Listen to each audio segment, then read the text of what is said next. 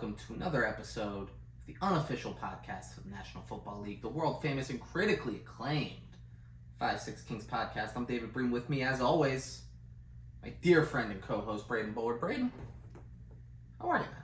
David, I'm doing good, man. How are you? You know, that intro as well, it always rolls off the tongue very nicely. For you. Like, you say it very well. As opposed to it rolling off the tongue very nicely for you? No, I couldn't do it. That's what I'm saying. Yeah. I don't have it memorized like that, and yeah. You can't do a lot of things. You can't do anything I do, alright? Okay. The only person who could do what I do is me.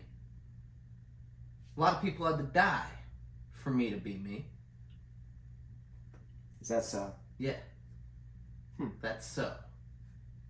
Well, now we know. Yeah. Now we know. Now we Anyways, know. guys, we're covering American Murder, The Family Next Door. What a doozy this was. You know what? What a just, roller coaster of emotions, up and down. It was a fun watch, Yeah. to say the least.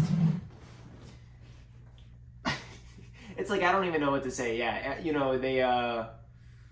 I have like mixed emotions, not about what happened, but like the way that the people edited this documentary.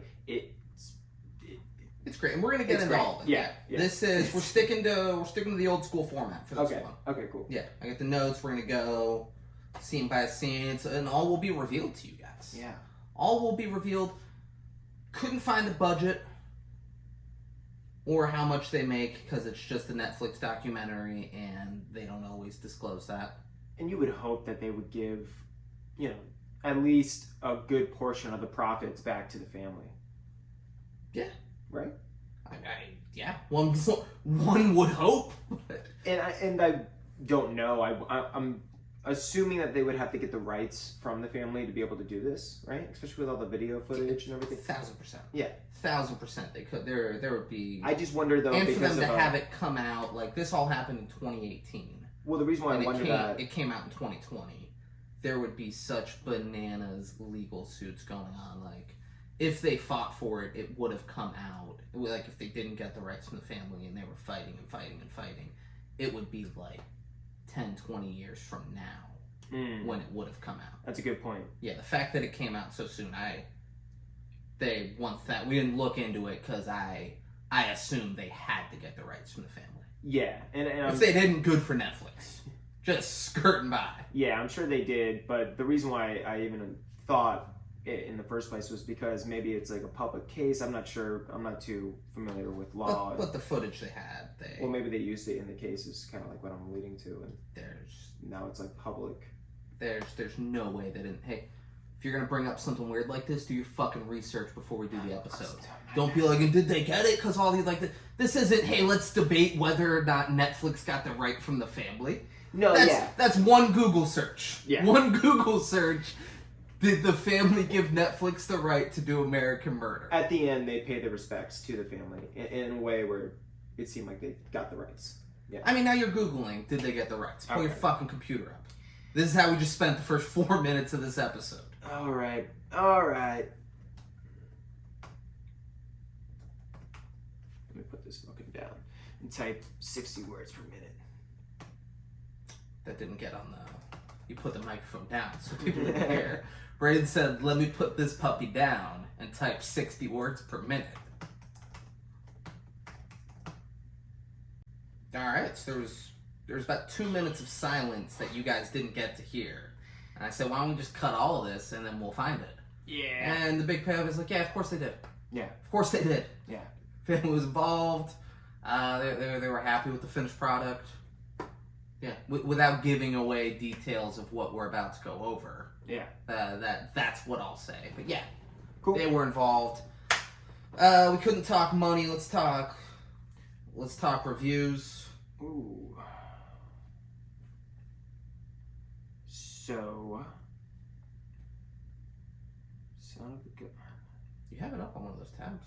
Thought I did, but I think I got rid of it. But don't worry, we're still in the clear. So IMDb gave it a 7.2 out of 10.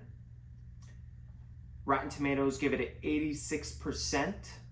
Common Sense Media give it a 3 out of 5. and Google users give it an 84%. I don't get like the Rotten Tomatoes 80. Like, how do you really? How do you grade this? I mean, I give it a 10, obviously. Just because, like, Starlight was great. It was captivating. A few laughs, a few yucks, you know? Felt better at the end. But, like, how do you grade this?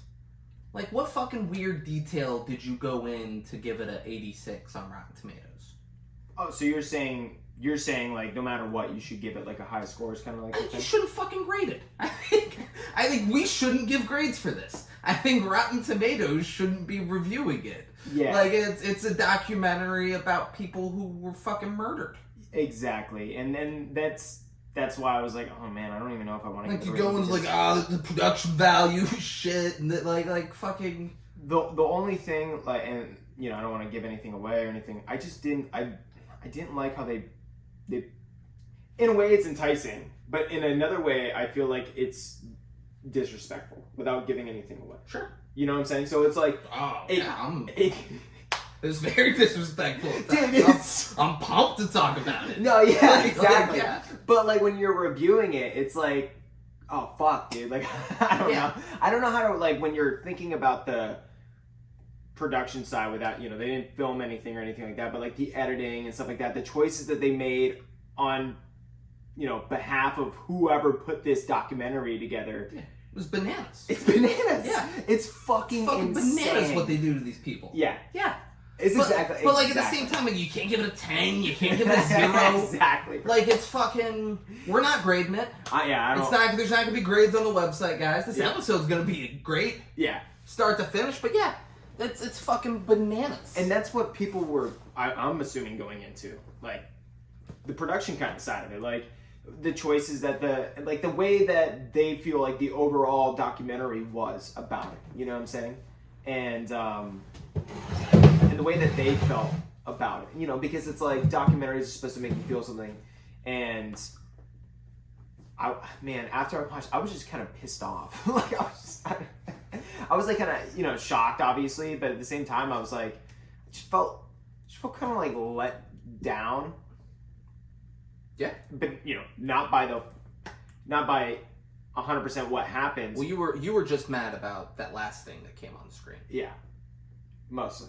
Yeah. I was like, fuck these guys, alright? These people are pieces of shit. Fuck them. Fuck them, alright? Yeah. Who the fuck are they? It's so easy when David knows me so well. Yeah. I know you better than anyone on the fucking planet. We gotta look at it. Your speech is still right here from the other night. Look at that. I can't get rid of it. Alright, do we wanna just dive in? I think so. Well, how are you though? It doesn't matter.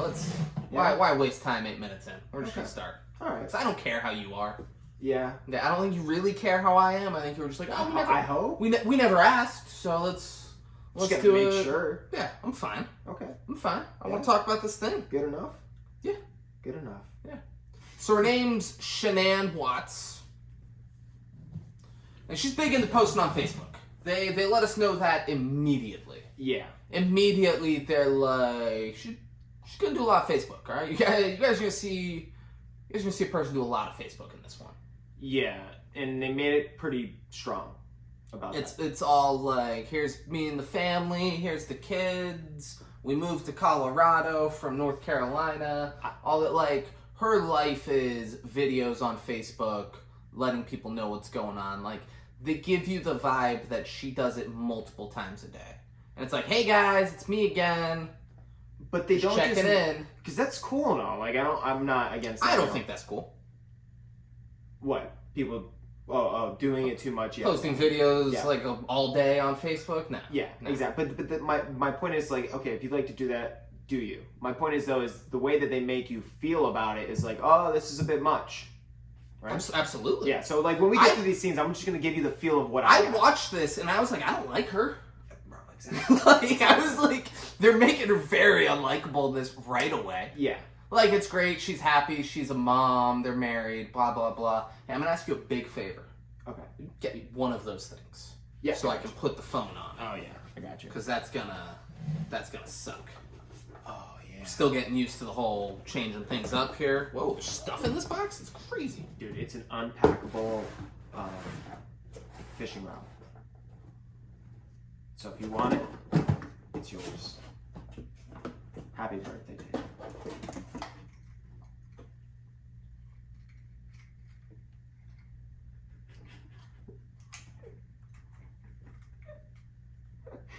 I don't know who the fuck gave me that. What are you fishing for with this big weight on it? I don't think I've ever used that.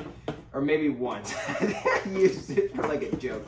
Someone gave me that for like Christmas, like 6 years ago, and it's been maybe used once. I hope the family member who's watching this and they're like, fuck him.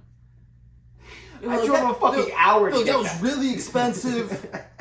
I talked to Denise and she was like, oh, Braden loves fishing. So I went and got that on his fucking podcast. His podcast, he's shitting on it. He's just giving it away. Yeah, just giving it to his buddy. That's a joke. She says weird stuff like, she's like, we moved to Colorado because Chris got a job out here and the job really respects him, which is important. Yeah. Which is a weird, like, of course, it's very important for your employer to respect you. It's weird for someone to acknowledge that you're respected at your job, and that's important. The weirdest thing about this, he likes what he does. They respect him, and that's a big deal. The weirdest thing is too, is the way they edit this is like as if she is making the documentary. Yeah. Like it feels like she's making her own documentary, and they're taking that and making it into their documentary. Yeah, like it's a weird feel. Absolutely. So like spoiler, just because it's beating her, she's dead. Yeah. All right. She is the American murder. Yeah. And this is all like footage on her phone, and we'll get into more and all that shit. But like really, they're laying the groundwork here of like, oh, they have such a happy family out in Colorado. They're playing like you hit the button and the pie hits you in the face game and all that stuff. They're like, let's go Steeler. Like, it's just, oh, it's so cute. They're showing love. Mom, dad, and they have 2 little girls. Yeah. So we're now, it says August 13th. Nicole Atkinson has called Shannon's number. I'm going to say Shannon, because that is just easier. Yeah. It's spelled different and it's pronounced different, but she's Shannon. Well, technically she's fucking nobody now, but she was Shannon, alright? August 13th, she's not answering the phone when Nicole's calling. Nicole's blowing her up with texts. Nicole's worried. She's like, hey, you're not answering. You had that appointment this morning. I haven't talked to you since I dropped you off last night. I'm going to swing by the house, make sure everything's okay. Which, I don't know. Nicole's kind of, because then she calls the police and says, let's do a wellness check. And I don't know, maybe I don't have as good of friends. But I don't think there's a chance. Oh, no. That even if I was like, hey, I'm coming over today, we're going to do the podcast. Yeah. Like, he would text me and be like, hey, you coming? And then if I didn't respond, Braden might not call. I'd probably call at some point. But there's very little chance that same day I'm going to drive to your house. Braden's gonna be like, hey, I'm coming over, making sure you're okay, and then calling the police to do a wellness check. Yeah. I would be shocked if that happened. Yeah, and I wouldn't go to that extent. I would definitely call you or text you a couple times. If you didn't answer, I'd be like, something important is probably happening in his life. I'm gonna let him do his thing. You know what I'm saying? And if it went to where it was like days, then I'd be like, I got to get in touch with like with someone to see if he's okay, kind of thing. And then if it was like, time goes on and no one knows where he's at, then I'd be like, okay, it's been 5 days. I've been in contact with his friends and family or something like that. And no one can get in touch with him. I'm going to swing by his crib, see what's up. Yeah. Yeah. Nicole. Within hours of waking up. Nicole, this all happens by like noon. But by noon, Nicole has called the police. Dude, there's days where I'm just like, you know what? Sleeping in. Yeah. like just barge into the house. Fuck the doctor's appointment. Yeah. I'm sleeping in. Because apparently she had a doctor's appointment that next morning at 9 a.m., which sucks because I guess her flight got delayed. She got dropped off at 2 in the morning and then had to be at the doctor's at 9. Oh, not a fun morning. No. There's a decent chance I just cancel that appointment and I'm like, no, whatever. Depending on... So she has lupus. Yeah. She has lupus, so it could have been a very important doctor's appointment. That's true. But there's a good chance I'm like, I'm not going to the fucking doctor. You got kids, yeah. Yeah. So Nicole is at the house with the cops, and the cops are kind of like, I mean... We can't go in. Dude, she is like very like, oh my god, this is not like her. Like there's something going on. And I mean, god damn it, she was right. I mean, like, rightfully so. But like the whole time I'm watching this, I'm like Nicole's gonna be right. But like what Nicole's the fuck? being ridiculous. Yes, exactly. And even the cop is like, all right, well listen, we're gonna go. The cop's fucking annoyed that he's there. Dude, exactly. The cop's like, yeah, whatever. Like, and even the neighbor's like, what's going on? And he's like, I don't know. Someone's not answering. It's probably fine. Yeah, apparently she didn't feel well last night, and now she's probably sleeping.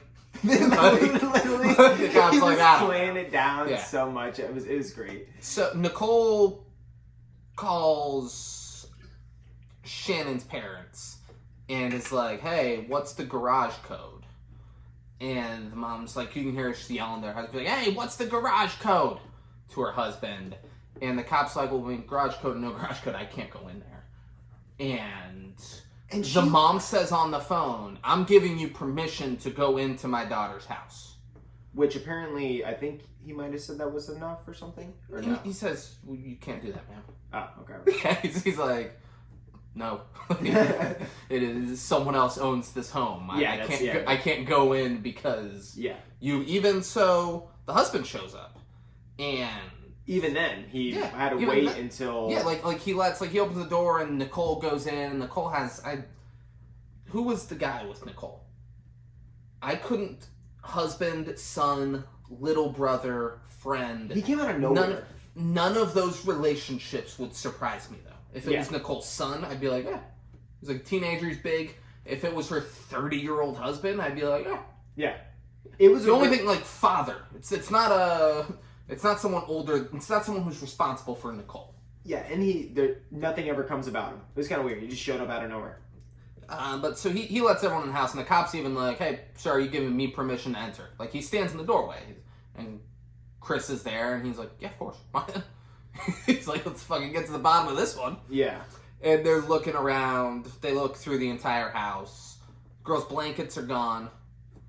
The wife's phone is there, and they didn't, like, pack. So they were gone in a hurry. Yeah, I thought that he, just slightly after this point, seemed a little suspicious when he kept going up to the officer to tell him in particular things. Just because... That's because you got trust issues, man. Well, I'm just saying you think there'd be more of an effort of like, not even giving fuck to talk to the officer and, like, trying to figure shit out kind of thing. You know? That's your trust issues talking, though. Yeah. Damn. Because he's like, they're clearly not here. Yeah. He has the resources of the Colorado Police Department. I just got me. He'll find her. That's a good point. He'll find her. He'll get to the bottom of this shit. There you go. Oh, that's cool. Wow. That's cool. If you guys hear that, there's lawn maintenance going on. They're going through her phone, and like he texted her. He was like, "Hey, if you take the kids somewhere, please tell me." And then you saw like he called her at like noon. He texted her and said, "Where are you?" And then he texted her again, "I'm heading to the house. Please be there."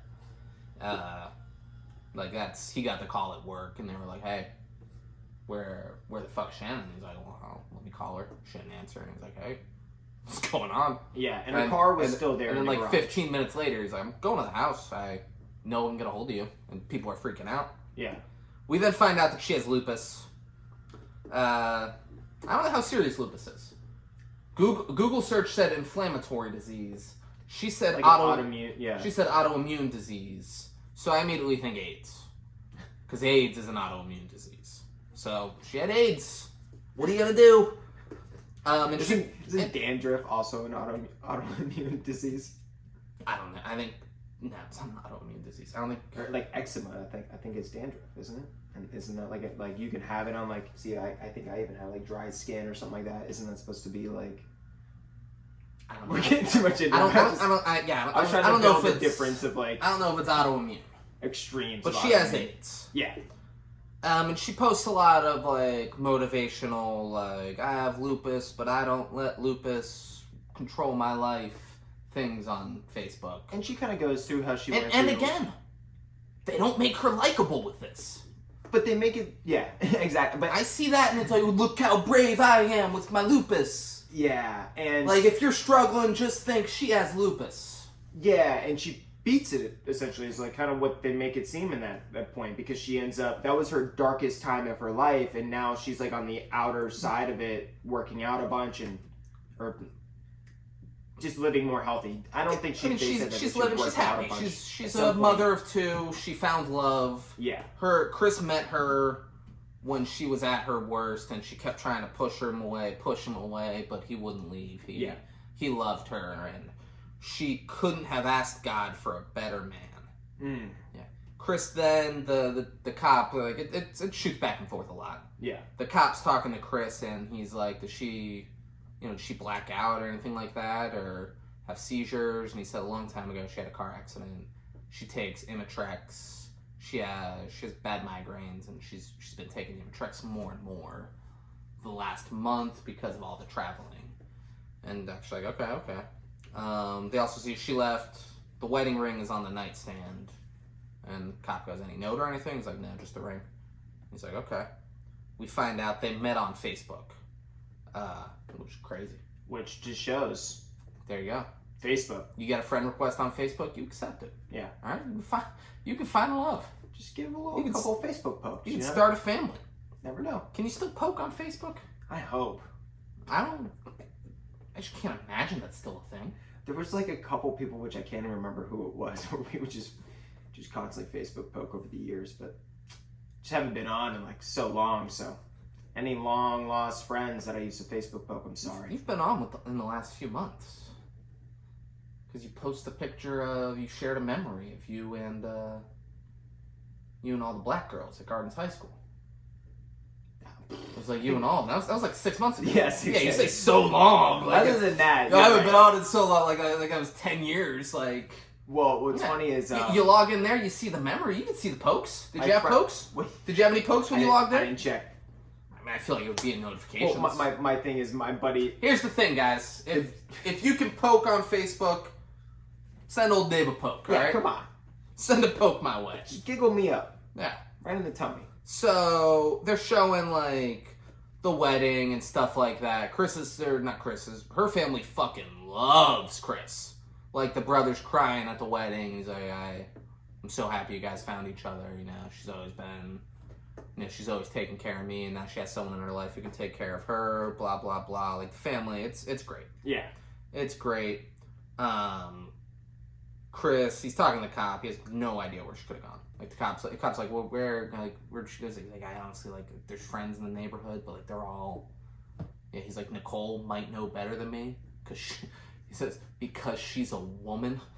Which I get it. He's nervous. He's freaking. He doesn't. But like that makes no sense. Yeah. I was like, Nicole might know more because she's a woman. You're like, what? What the fuck does that mean? Oh man. And the neighbor has a camera in the back of his house. It's like a motion sensor camera. So they're gonna go check it out, and the neighbor's pulling it up on his TV, and he shows like Chris's truck is backing up to the garage at 5:17 a.m. And Chris explains, he's like, yeah, there were people. He said, I leave my tools in the garage because the last couple weeks people have been breaking in the trucks around here, and I don't want to have all my tools in the truck if someone breaks in, so I do it there, and then I back up because it's a lot of I work on. He's an operator, is his job title, and it's on oil plants, just out in like the fucking desert in Colorado. And so he's like, it's fucking a bunch of heavy tools. I don't want to lug them all the way to the street every night. And the neighbor's like, yeah, that has been happening. I parked like this because of that. Like But at the same time, Chris's mannerisms are like very nervous. I mean, but in the essence, rightfully so. Yeah. But that this happens between a dialogue between the guy who's showing the footage and the cop after Chris leaves the home. So, not yet. Not yet. The neighbor then switches his TV, and he's watching something that shows fetuses inside of embryos on his TV. Oh. Which I don't get what or why he was like, why don't I switch off that and just put some TV on? You know, like let's get some casual watching going on in here. Are you serious? Swear to God. Swear to God. It was something. It was like on the Discovery Channel, and it was something. Yeah. But I was like, why do they switch back to this? Why wouldn't he just stay on? Like a blank, like a nothing happening camera footage is better than you switch it back to the Discovery Channel. Oh, and Chris tells the cop that she's 15 weeks pregnant. So we find out, okay, she's having a baby. He tells the cop she's 15 weeks pregnant, and then we cut to how he found out, which is her doing a Facebook fucking video, and she's just wearing a shirt that says, "Oops, we did it again." And he walks in and sees the shirt and like looks confused at first, and he's like, "Wait, baby?" And like hugs her, and it's happy, and the girls are happy, and the dogs run around all over the place. The kids are fucking adorable. Yeah, it's two little girls, and they're adorable. Adorable, yeah. She's in her Facebook video, she's crying and talking about how she was told she couldn't have babies on account of the lupus, but here they are with a third, and she's hoping it's a boy because Chris wants a boy. Yeah, she was told she can never have babies. Yeah. So like this is like a big deal. And they have two girls now. Like she was told before any of the kids. Yeah. And they've had two girls, and now they're having a third kid. Like she's like, this is amazing. Yeah. Chris then leaves the neighbor's house, and the cop's like, I'm gonna hang back and get his information. And immediately the neighbor just starts being like, he's being so suspicious. He's all fidgety and shit. What's that all about? Who the fuck is this guy? Who the fuck? People, because you might be in a situation where someone you know is being questioned by the police and all that. It's not your job to play detective. Yeah. Show the camera footage, do that, help however you can. Don't voice your fucking opinion, because the cop immediately shuts it down. He's like, yeah, I mean, his wife and two kids are missing. Like, yeah. Anyone's going to be like that. And the guy's like, no, right, but I'm just saying, like, he's moving around, he's talking a lot, he's super nervous. Fuck this guy. Fuck this guy. Who the fuck is this guy? Why does he feel the fucking need to be like, I got a bad feeling about this guy? That's how you would handle that shit. No, you'd be like, officer, I got a bad feeling about him. All right, you see how he's moving? Why is he moving so much? Huh? Why is he so nervous? What's he got to be nervous about? Huh? And the cop's like, his wife and his two daughters, pregnant wife, and his two daughters are missing. You're like, no, I'll give you that. I'll give you that point. But he normally doesn't talk so much, so why is he talking so much? Yeah, he was trying to say, like, he never moved, like, he's just very subdued. I think is the word he used. This guy fucking wanted it to be him. That is all this guy wanted. This guy wanted, he's like, I hope they're all dead. I hope Chris did it. That is what this guy was like. This documentary would have went up, like, 4 points for me if they just spun off and went down, like, a deep rabbit hole on this dude's backstory just to make us think that this motherfucker... You know, I just want American Murder 2. The guy next door to the family next door, and we find out all about this guy. Oh, yeah. About this sick motherfucker. He's been manipulating this motherfucker to even do this shit. Yeah, this guy's a piece of shit. And he tries to twist it. No, this guy's fucking sick. Yeah. Fuck that neighbor. It's fucking crazy that he acted that way. So the cop leaves, he gives Chris his card, and he leaves. So then on the screen it says, missing, day 2. And the cop calls to get info about the wife and kids. And he asks if the kids, like, he gets their height, their weight, hair color, eye color. And then he says, any scars, marks, or tattoos. Wait, who? What? The cop asks when he's getting the children's info. Oh, there's any scars, marks, or tattoos. And he pauses... Almost as like, so the kids are like 2 and 3, maybe 3 and 4. They're very young. Yeah. Oh, and like he pauses almost as if like he wanted to be like, yeah, man, my 3-year-old daughter's a fucking tattoo. Like, what are we talking about here? David. Yeah. And he scars, marks, and tattoos, and he like pauses like, No. No, why is this the phone call I'm getting? Hey, you didn't get your kids any tattoos, did you? Because that's illegal. Like they're trying to get them for that. Sex changes aren't, though, David. Okay. Alright. Did you expect me to have more to say on that topic, or No. do you have more to say on that topic? Nope. All right. That really added to the episode. Thanks, bro. Yeah. Yeah. Right? Police are now, they're out passing out flyers, and old lady, I got weird feelings about the old lady immediately. They're at her house. One of the random neighbors, you're saying? Yeah. Yeah. And she's like, oh.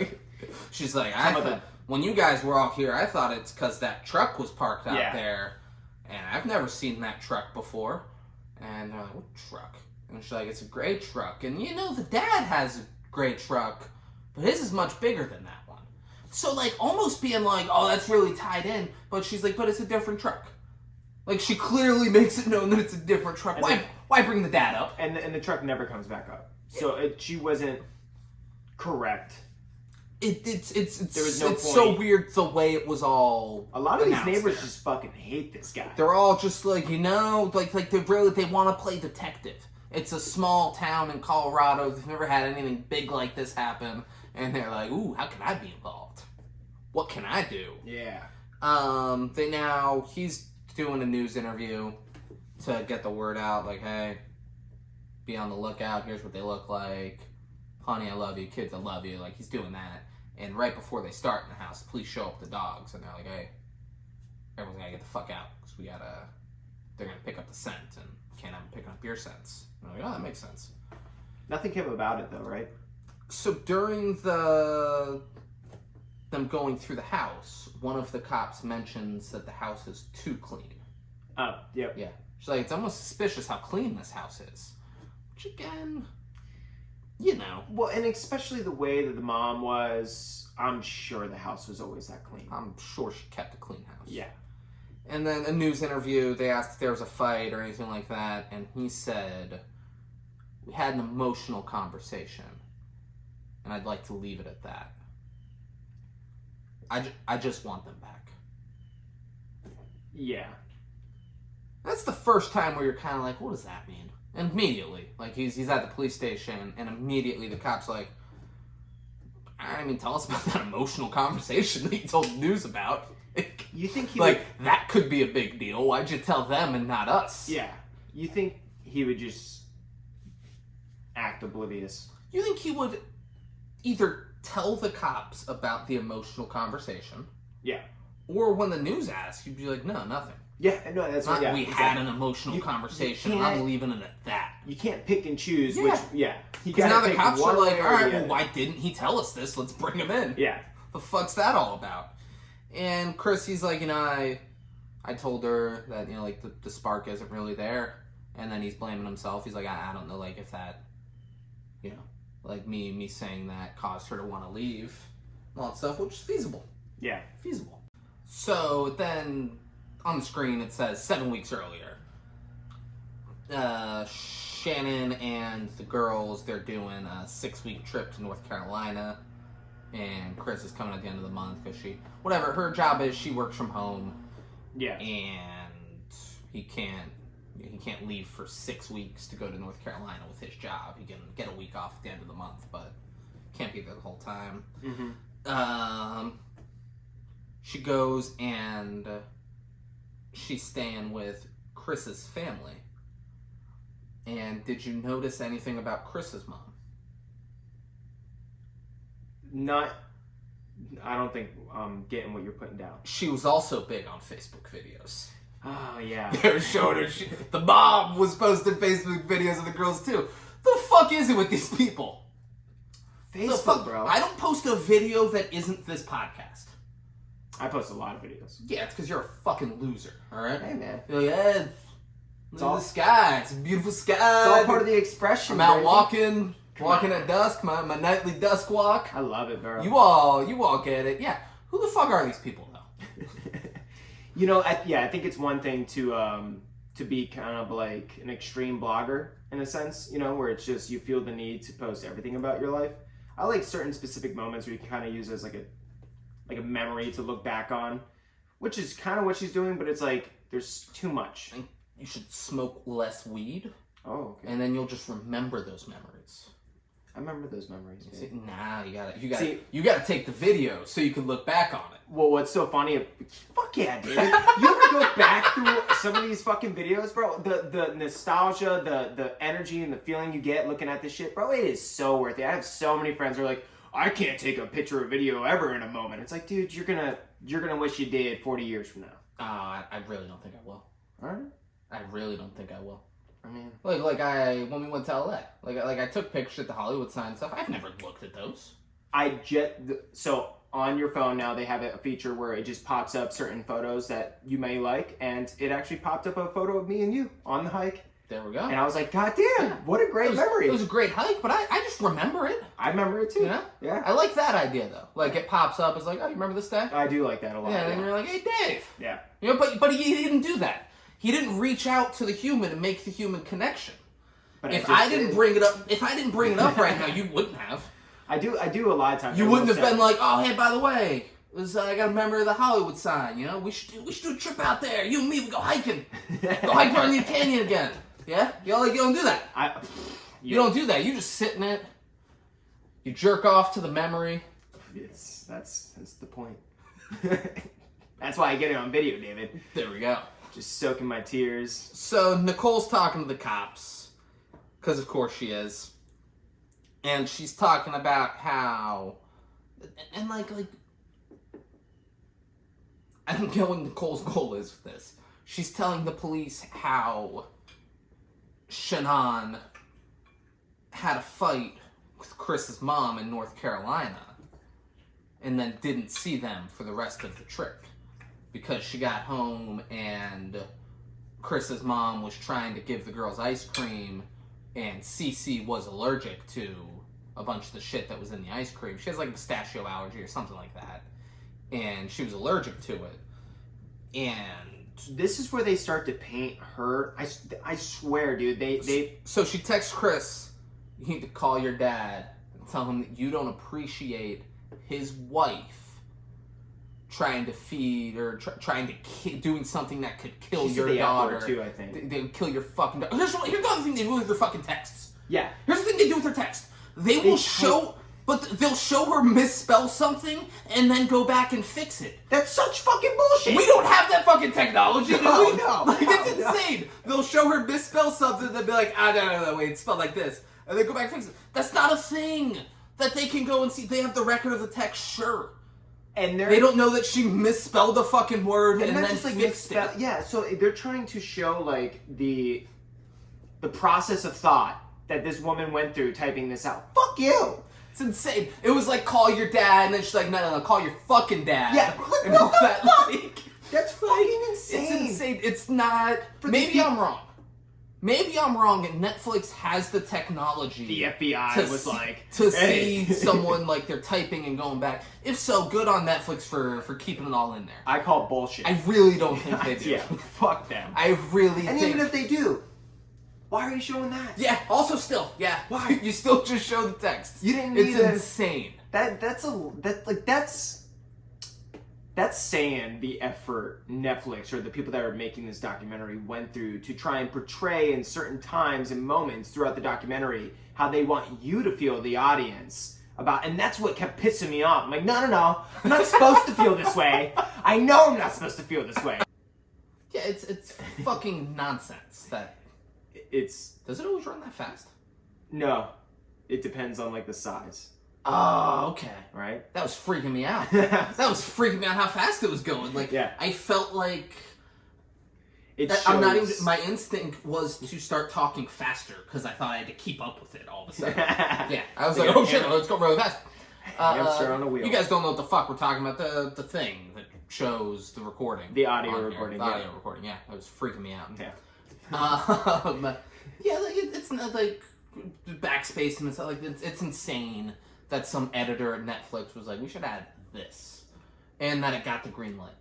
Because that takes, bro. It's just like the It's editing fucking process ridiculous. on that must have took like an hour per fucking one. Yeah. You know what I'm saying? Like, that's a lot of effort. And it looks better. So, like, showing the texts, like, showing a text come in, yeah, that's better than just having on the screen, like, this is what was said, and this is what was said. Sure, like I'm all, can read it I'm all better for and, like, all of that. Showing the fucking typing out and backspacing and all, it's just fucking nonsense. That is ridiculous. It's fucking nonsense that they did it. Chris's best friend also talks to the cops about the fight.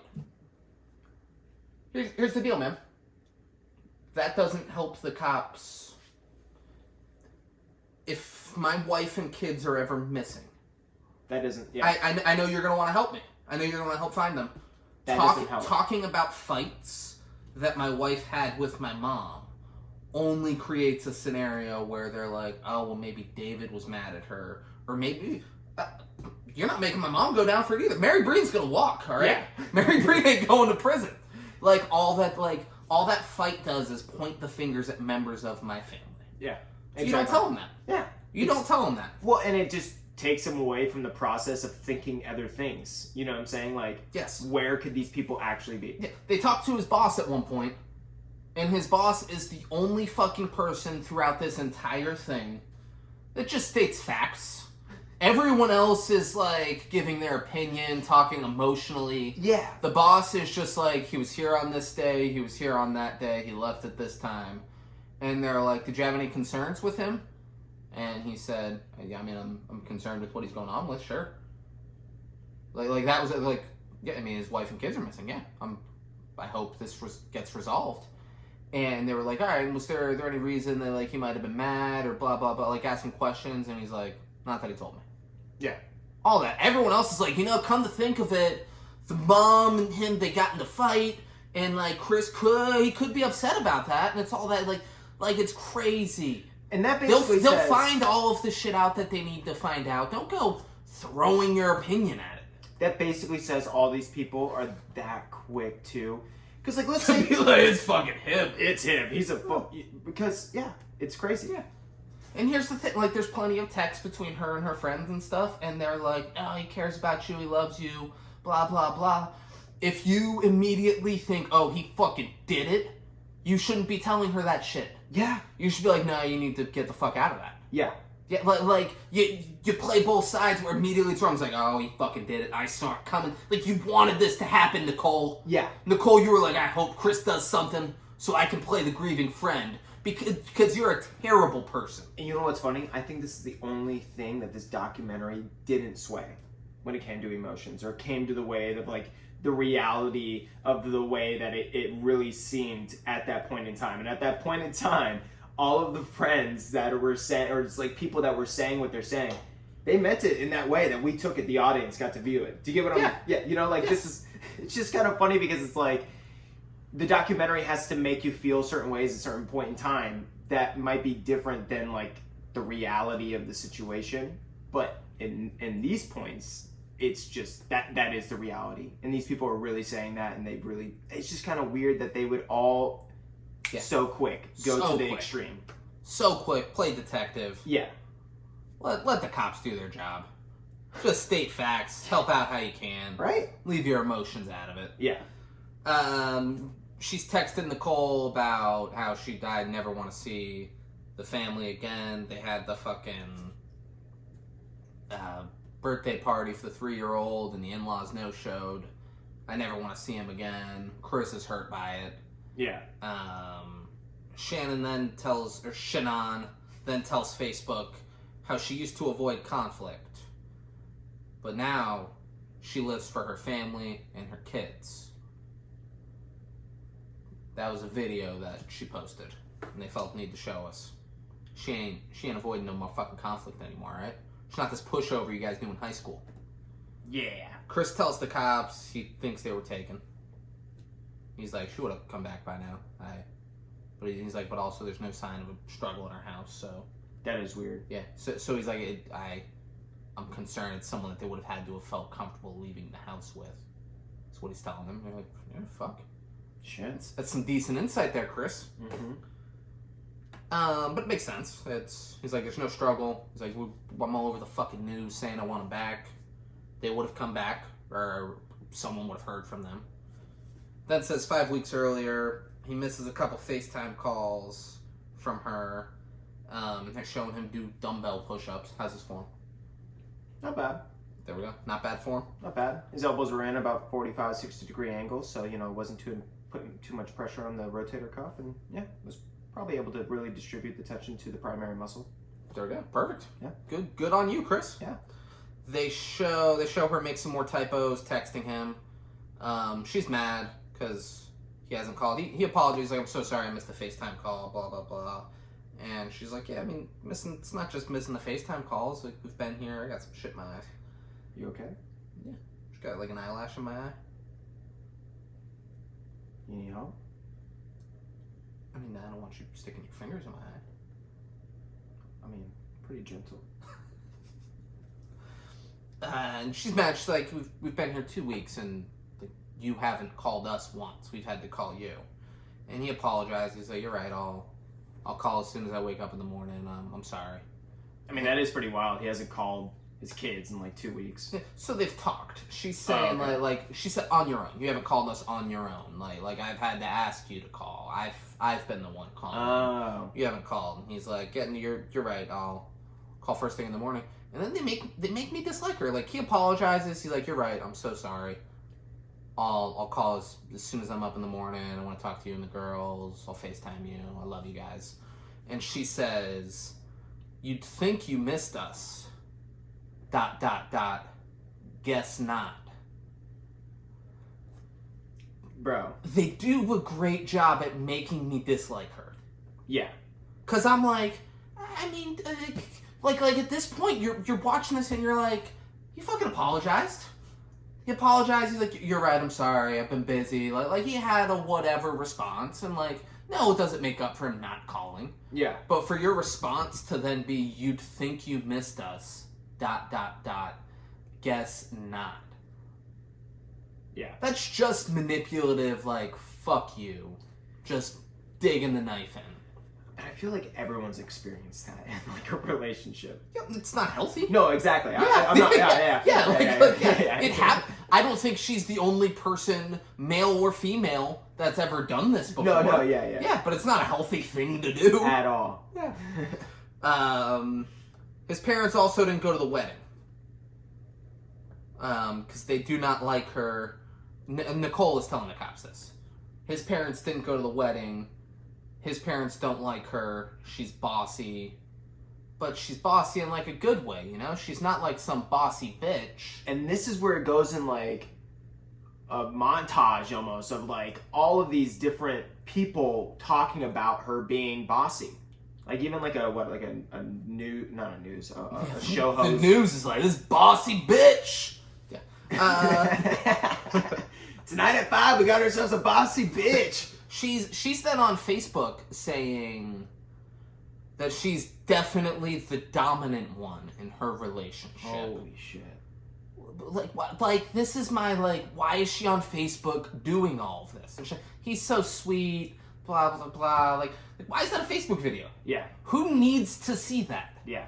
Who in your life are like, they need to know that when it comes to our marriage, I call shots. Yeah. That doesn't need to be a Facebook video. Yeah, there's things that are being too shown on Facebook. He's dressed up as Santa for the kids, and like Santa's at the front door. This is where they really dig in. It looks like must be such a fun Christmas thing that they do. And the kids are in like another room, and she answers, and they're just like, "Hey Santa, where's your phone?" And he's like, "Where? It's in the garage. Where are the girls?" Like immediately, he's like, "It's in the garage. Where are the girls?" He's like, I'm fucking dressed as Santa at the front door. Like, what are we doing? Yeah. And she's like, I wanted your phone. He's like, okay. Well, you can go get it. It's right over there. And then, like, he walks in. The girls still aren't there. And she's like, why don't you have a seat here, Santa? And he sits down. He's like, He's ho, like, ho, ho. Like, he's trying to stay in the thing. It's just, where's your phone? It's on top of your car in the garage. Dude, like. And she's like, okay, I want it for pictures. I'm going to go get it. He's like, all right, great. Like, it's such an awkward... Well, then she proceeds to turn the phone around. Why is he dressed as Santa right now? Why is they having this uncomfortable thing while he's Santa? Yeah. Get the fucking girls, do the Christmas Santa thing that you wanted to do. You wanted to, I assume it's a tradition they want to do with the kids. I'm sure, it's lovely. And he's not like too charismatic about it or anything, but you could tell he's trying. He's fucking trying. So now this is the point. This is a point in the documentary where like they're really honing in. Like, yeah, you should be like, you should be mad at her or something. Like, you should be like feeling for him. And now I'm like conflict. Yeah, I'm like, I feel bad. Like, but she turns the phone around. What does she say? Turns the phone around. She's like, husband never listens. I gotta go get his phone because I want pictures of the girls on his phone and I want a videotape on this phone. Do you agree with this? Like, why be present in the moment when you can videotape with one phone and take pictures with the other phone? Dude. And then you cannot be present in the moment, but you have those pictures in the video forever. No, not at all. Not at all. This is the thing. She's out of her mind with this stuff. He's now in a police interview. They're talking to him, and they ask if she cheated on him or anything, and he said, I mean, not if she did, she covered it extremely well. He's like, I don't think she did. I had no inkling that she did. Yeah. Like, in his mind, he's like, are you about to tell me she did? Like, what's happening here?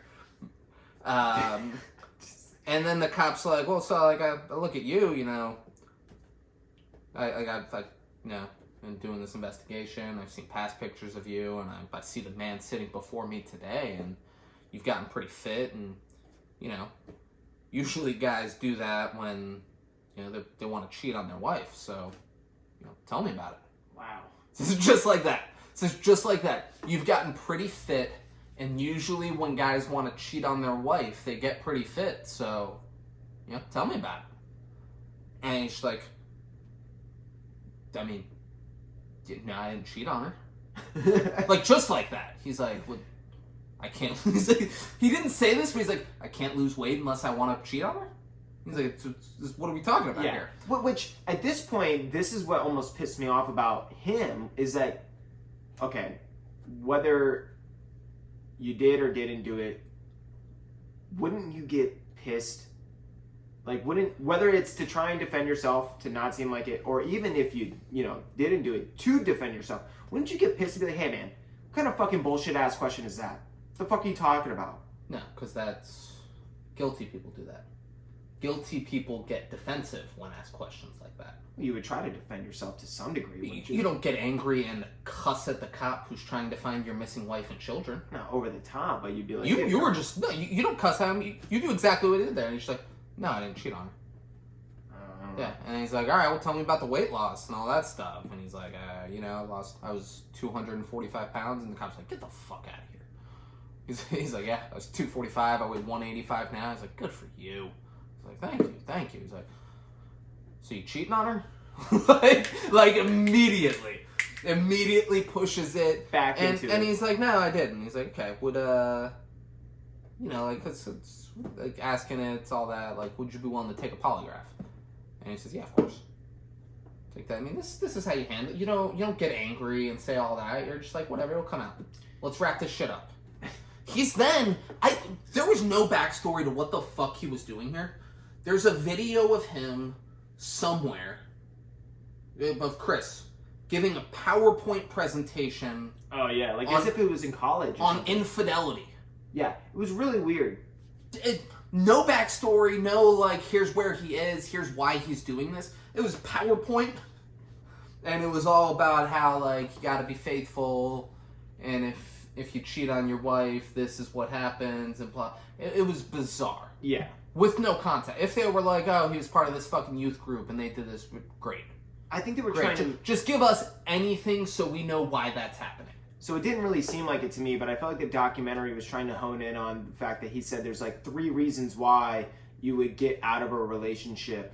And I think they were just trying to hone in on that as to like the way that he processes his thought or something. And I think they were trying to make it seem like as if he's...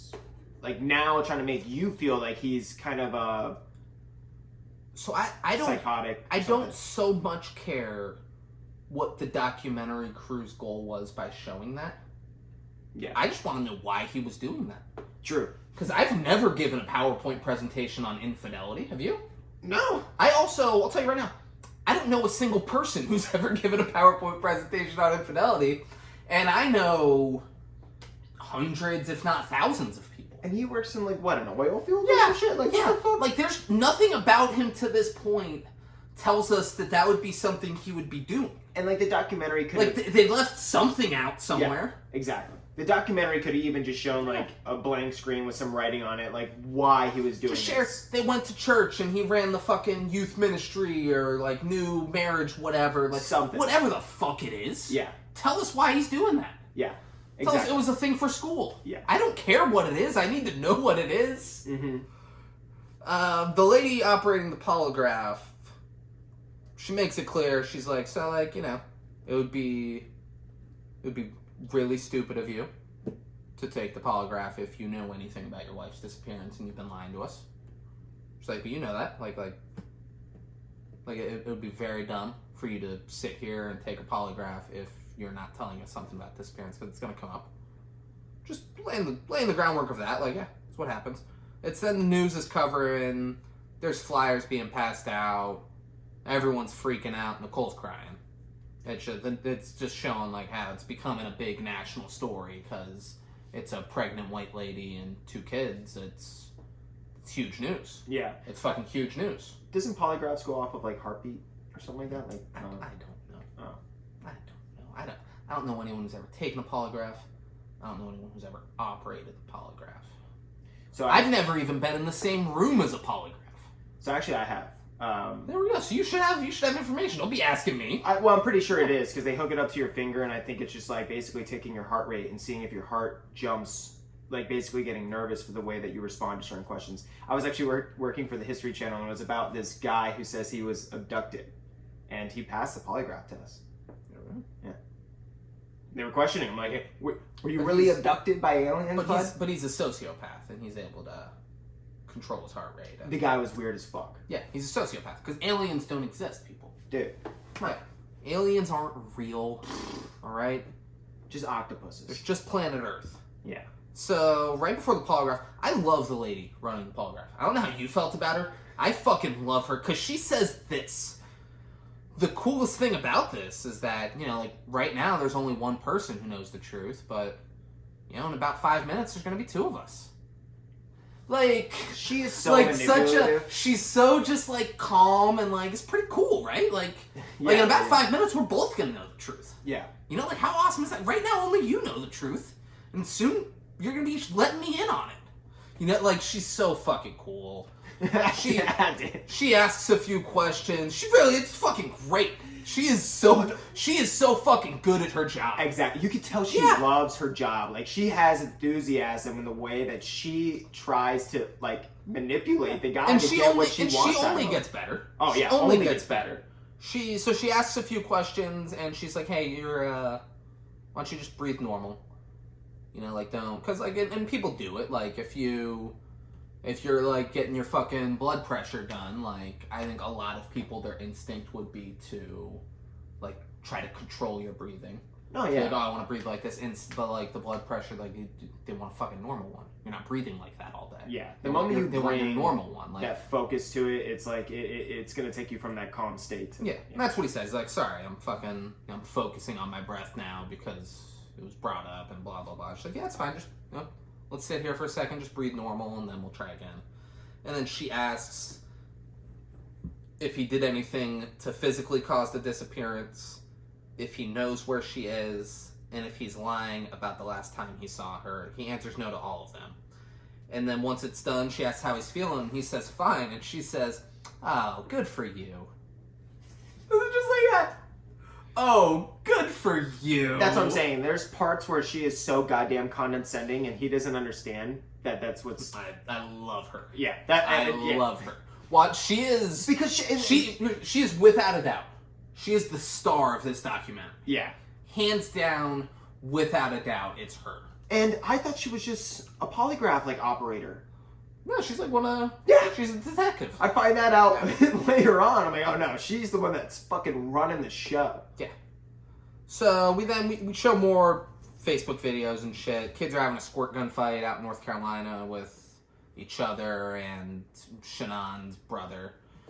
And she texted Chris that the relationship is only one way emotionally, and that she needs more out of him. She can't come home to this being the state of their relationship. She needs him to meet halfway.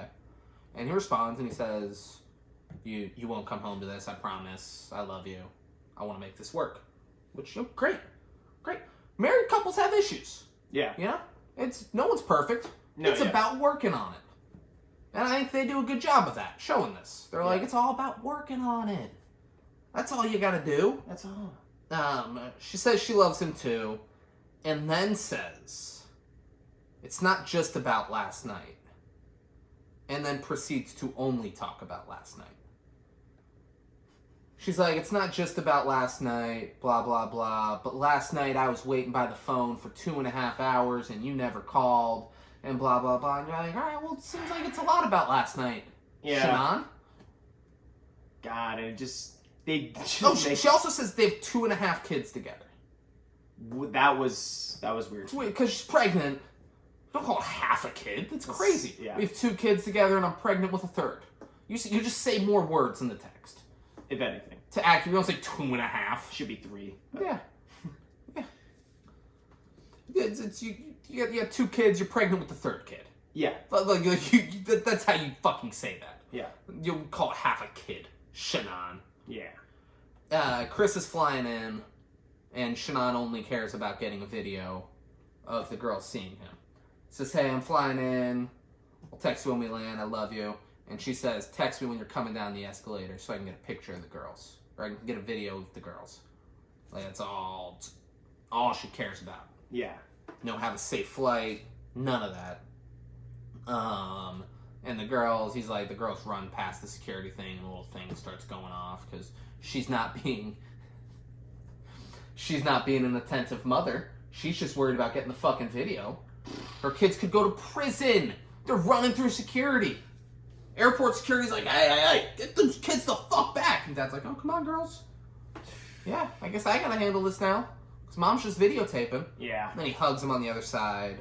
They do beach day, and she's texting Nicole that he only kissed her once and didn't grab her ass or nothing. That's what she says. He didn't grab my ass or nothing. Oh, man. So many, personal texts. I'm like, how the fuck did they get all these, you know? I mean, they just went through her phone. Yeah. I mean, how did they get all these? Her phone was in the house. Yeah. But they had it from the jump. But by the time they made this documentary, all these texts are saved, you think they'd be, I guess because it was part of the case, you know? You think they'd be deleted or something, right? Or, why? I don't know. Fuck. Besides the case, why wouldn't they? Why would you, though? Because... That's the thing, I wouldn't, if you died, I wouldn't think, I better go delete all Brandon's texts. Well, you just, I don't know, man, yeah, not delete, but the phone be maybe discarded or something. Yeah, maybe, so, that's possible. Yeah. They definitely went through her phone for the case, but, I think But to have, friends text and stuff is kind of what I'm getting to. Yeah, but, I don't think I'll go through and, if someone in my family dies, I don't think I'll be like, all right, let's delete all their shit from the phone. No, yeah. Let's erase this person from history. But you would get rid of their stuff, and that would probably be their phone too. Wouldn't you think? At some point. And my point is, compared to when this case happened in the documentary. I think it'd have to be a real nice phone. If my mom died, I don't think I'd be like, "You get that phone." I don't think anyone will use the phone. Yes. If anything, we might throw it away at some point, but I don't think anyone's using the phone. Yeah. I could be wrong. Family members of mine listen. Maybe Mike or B will be like, no, I'm taking the phone. Got a new phone. Yeah. Mom's got a nice phone. We'll take it. The 2.5 kids. And then they play a video, the kid's singing a song about, my daddy is my hero, he loves me, he reads to me, but I don't remember the song, but it was her singing about how my daddy is my hero. I skipped that when I started talking about them meeting up. And she texts Nicole, he's not touching me, he only kissed me once, we we ain't fucked or nothing. Yeah. I just want to cry. And then at the beach, all she cares about is getting good pictures. Like, that's her get like a good angle for the video, all of that stuff at the beach. Like, he's having fun with the kids, like holding the girl, pushing her through the waves, and she's like, turn her this way so I can get a better video. Like, it's just like that. Like, yeah. They don't make her likable. No. They really don't. Which is bananas. And the girl, because there's no way she's as unlikable as the documentary made her seem. Yeah, exactly. I'm sure she was fine. I'm sure she was a great mom. Oh yeah. like all that. And the documentary does a real good job of making us watch and be like, I mean, she kind of sucks. Yeah. She doesn't deserve to die by any means, but she definitely sucks. Like, we can all agree about that. And that's one of the things that pissed me off about this. Yeah. She's texting Nicole again that she took a night shower. Yeah. Which means she wants to fuck. And he knows that means she wants to fuck. Yeah. But he's just doing push-ups instead. There must be another girl, she's saying. And and just so, like, anytime I'm telling you guys about their texts, every single text she sends, they show her, like, type out and backspace and fix it. It's ridiculous. It's like to the point where you're like, they fucking hate this woman. Yeah. It is insane how, like, clumsy and unlikable they want to make her. Yeah, exactly. It's fucking crazy. And the girlfriend, I feel like, just is trying to be supportive. Yeah. But at the same time, it's like, I don't know. If this is... The friend seems pretty supportive to, the friend she's talking to, but she also seems like she's not against the husband at all. No, she's like, hey, like... Yeah. I mean, they have kids together, she's pregnant. No, yeah. Yeah, like, it has to be really bad. Yeah. For a friend to say, you need to leave him. And my point, though, is... You raising 3 children away from him would be better than what's going on right now. And my point is, in this moment, in the documentary, it really hones in that we shouldn't like her as, compared to the guy. Because of the way the friend's reacting, the way she's acting, and the way he's acting. It's just kind of like, you're getting annoyed of her. Yeah. Is the strongest sense. And then what they immediately go to is us finding out that he failed the fucking polygraph. Like, immediately, they build it up so much. They're like, don't like her, don't like her, don't like her, don't like her. Oh, you gotta like her. Oh, he fucking did it. And you gotta like her. Like, immediately, like, fuck the person who made this. Yeah, and it's fucking insane. It's like they're trying to fuck with, like, your mind, like, in emotions. Like, the fact that they're building you up just to reveal on that, it's like they're specifically, and that to me is just like kind of fucked up. They're building it up to like, oh, she's unlikable, she's an awful wife, maybe, the name of it's American Murder, so we know, like, fucking someone dies, but, like, maybe she just left him. And isn't that maybe she left him and there's a different murder, and then they're like, oh no, he was involved in the disappearance. Great. Yeah. Great. Like we're an hour in and you're like, nah, he lied on the polygraph. Yeah. Yeah. So fuck you for not liking the woman who is now missing because of her husband. And here's the thing. No one's ever been missing because of their husband and not been dead. Yeah. Like, that doesn't exist. She's not just missing and she's like, he dropped me off in New Mexico and I just woke up here. It's like when Cartman just manipulated Butters to go hide out in the bunker for 2 weeks. Yeah, that doesn't happen in real life. Exactly. He's like, I didn't lie. So it's the lady who ran the polygraph who's a detective, you would assume. They never call her detective or anything. Exactly. But she's there. Yeah. So that's why I was like surprised when she was like full on detective. And the male cop from earlier, and he's like, I didn't lie. Like, I promised you I didn't lie. And the male cop goes, Chris, stop it. Take a deep breath. And he's like, no, I didn't lie. He's like, right now, I just want to stop.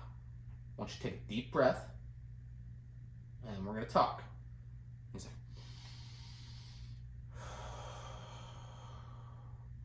and then she's like, I mean, just get it off your chest, Chris. Like, the second you walked in that door, I knew.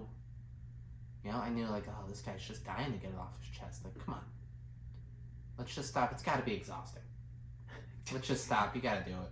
And he keeps denying. And the thing is, like, you could just tell she has this demeanor in the back of her head. I feel like, fuck this guy. He's a goddamn fucking murderer. I'm gonna say whatever I need to say to get him to confess. Do you dislike that she does that? No. Okay. That's her job. No, yeah. Is to find out if he murdered somebody. Yeah, like, exactly. Okay. But she does it very fucking well. Yeah, she is fucking excellent at her job. She loves it. It's now showing the family's back home, more Facebook, the kids seeing the puppy, and blah, blah, blah. And now I'm like, all right, I don't need more. She's texting Nicole that something changed in the last 5 weeks. But, he says he wants to work on it, so I don't know. And then Shannon she tells Nicole that she just got out of the shower. Chris is in the shower. Even if he hates me, so I'm so horny. Even if he hates me, sex is sex.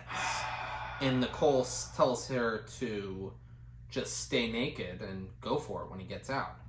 And she says, all right, he's getting out right now. Pray I get some good sex or something like that. Like whatever it was. It was so like pray it works. I'm going to go for it. Pray it works. Which is sad. So sad. That with her husband, this is... After 8 years, this is what she has to go through. She's like, I really hope my husband fucks me tonight. Like that's... Yeah. No wife should ever be like that about it. No, yeah. My personal opinion, I've never been married. But I think a married couple, they should want to have sex with each other. Oh, yeah. I think they should both want to. I think they should have it somewhat regularly. Yeah. Whatever it is. People's sex drive is different. Oh, yeah. Doesn't have to be every night. But regularly. Yeah. Be healthy. Yeah. Yeah. But she's like, and then she's like, denied. It's so sad. So fucking sad, dude. Denied. Now, as the viewer, you just feel like a piece of shit. Yeah, I've spent the last hour crying. They show her misspell trembling and then go back and fix it. Oh, what the fuck? Like that was a big one. Like she spelled trembling with multiple e's. Like it was like tree limbing. Tree limbing, like limbs of trees, like cutting off the limbs. Like I'm tree limbing, and then she goes back and fixes it to trembling. Like if they don't have the technology, fuck them. Even if they do, you just show that. It's trembling. Dude, that's what I'm saying. These editors, this woman is dead. Pieces of Jesus shit. Christ, literally, man. Yeah. So I'm trembling, and then they show I don't know if she took pics of him sleeping that night. Or if those were old pics that they just felt the need to show at this time. It was weird. Yeah, it was weird. If she took pictures of him sleeping that night and sent them to Nicole, it's weird on her part. Yeah. If those were just old pictures and it was a fun, I got a picture of you sleeping last night, sent it to him, you saw fucking mouth open. He didn't look pleasant in the sleeping. It was a fun thing that they did. Fuck Netflix for having that now. Right, dude. Because there's no way for us to not think she took those pictures.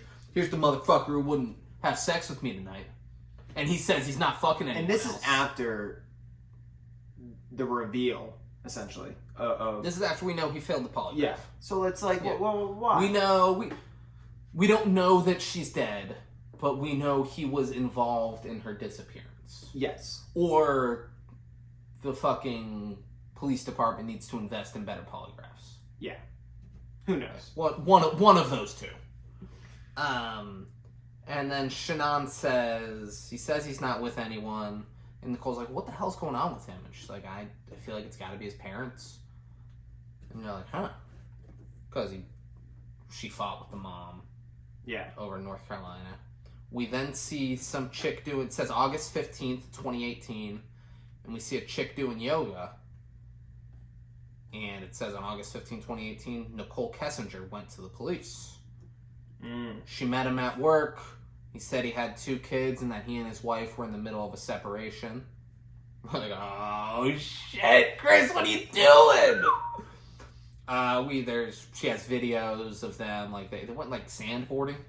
I'm confused a little bit by this because the whole description of his job and how much he can get off and the way that this kind of montage made it seem like they spent a pretty decent amount of time together. So, yeah, for sure. But that looked like I'm assuming there's somewhere in Colorado where they did that. Yeah. Yeah, So maybe they didn't have to travel too far. Yeah, so that was like a day. Yeah. That'd be like, I'm off today. I Yeah. could have gone to Jacksonville and surfed. Yeah, And true. then come home. Yeah. I don't surf, but I do it. But still, you tell me I can't do it? But it showed so many different days. Yeah, it shows few, like, days. So she had said they had met, like, 2 months ago.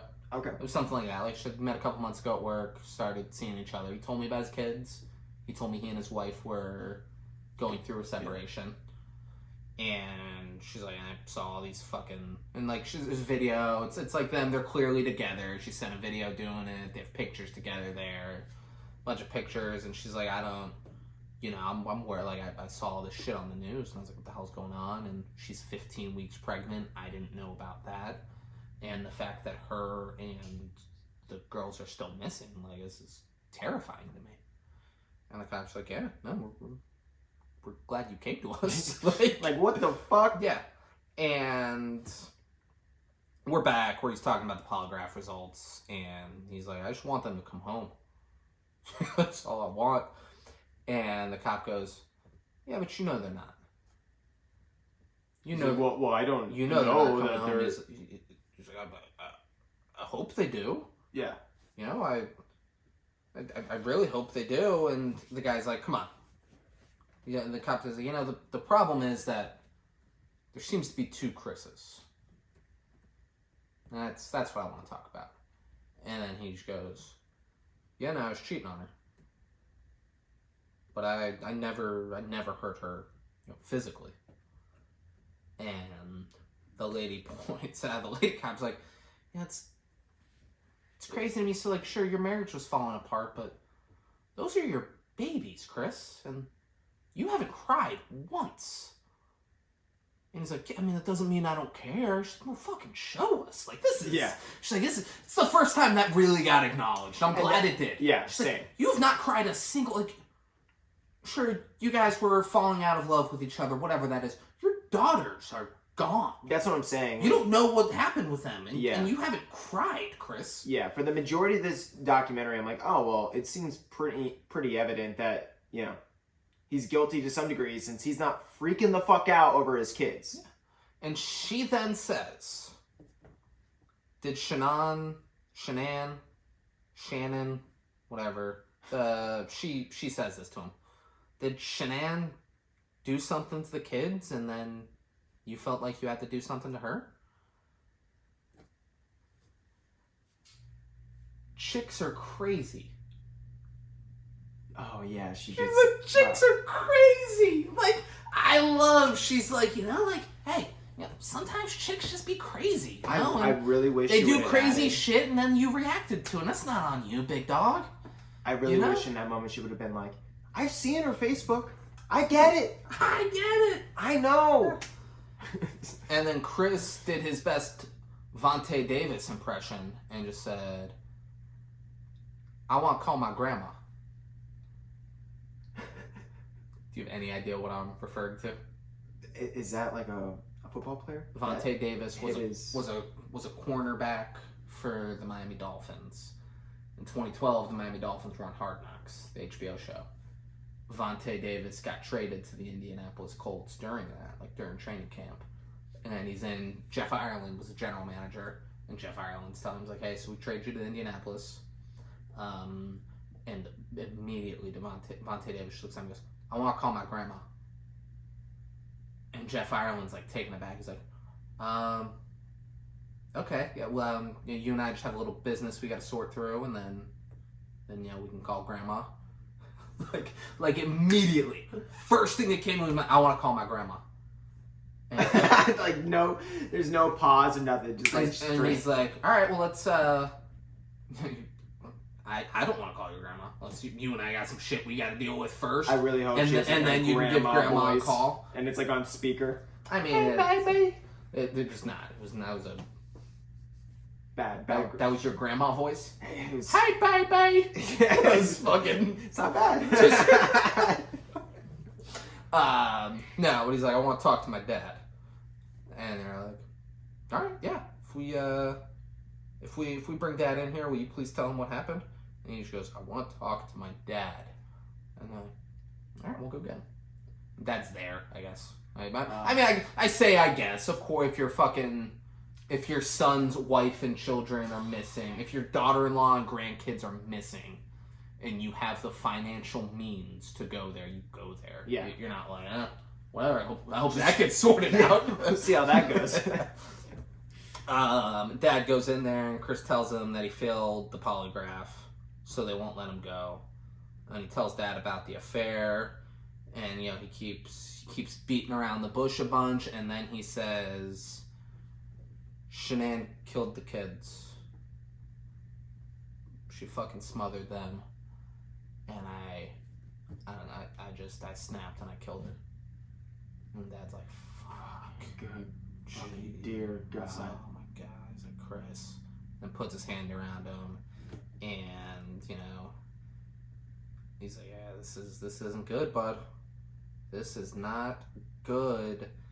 And then it shows the police taking the truck that was parked down the street. The truck that the woman brought up earlier. I don't even remember this. They tow it. Like a truck that was parked down the street that we didn't know was involved in this. But I don't understand. Was his truck not home? Like, he drove a truck back to the house. Like, I'm very confused how many trucks were involved with the murder. Is it something with street parking? They didn't have enough parking in, like, the driveway? Like, does it even make sense because the truck fits in the driveway up to the garage? And yeah, I don't understand. But they took the truck and the dog, which I'm surprised with that like, Nicole wasn't like, I'll take the fucking dog. Yeah. Like or the parents or something. something. That nobody took the dog, that the police had the dog in a cage and were walking out with the dog. Yeah, that's pretty fucked. The lady comes back in and she's like, yo, where the body's at? And he's too emotional. He can't explain. He's just fucking. He can't really compose himself. And yeah. So they leave, and as soon as they leave, Chris says to his dad, "The problem is, I don't know if they believe me or not." That's the problem. That's the problem with all of this. Not that my kids are dead. Yeah. That he doesn't know if they believe him or not. Jesus Christ. And when the last detective was walking out, he, like, stopped and, like, put his hand on his shoulder. I'm like, yeah, what the fuck's up with that dude? You know!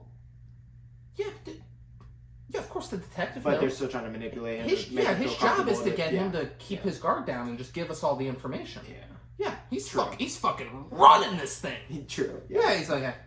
So, hey, it was really brave of you to tell us all that, man.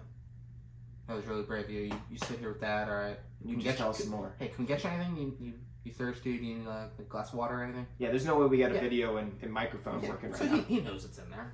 They tell him that when he comes in the room. Oh, okay. So I was like, I was kind of under the impression that he didn't realize they could hear what he was saying to his father. No, of course they can. Oh, okay. There's but but here's the thing.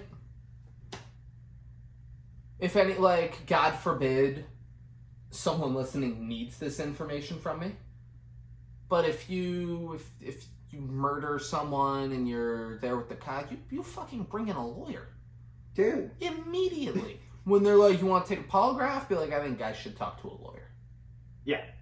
I think that's what I should do next. Yeah. Because it's starting to feel like I'm being questioned for the disappearance. Boom. And then when you have that conversation and you tell your fucking lawyer, she killed the kids and then I strangled her to death. Your lawyer has that information. Yeah. That's attorney-client privilege, and your lawyer can now work off of that.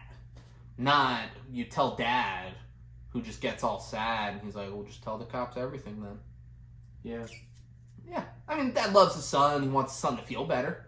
But that's... If you're fucking lawyer up. Yeah. This shit's too big.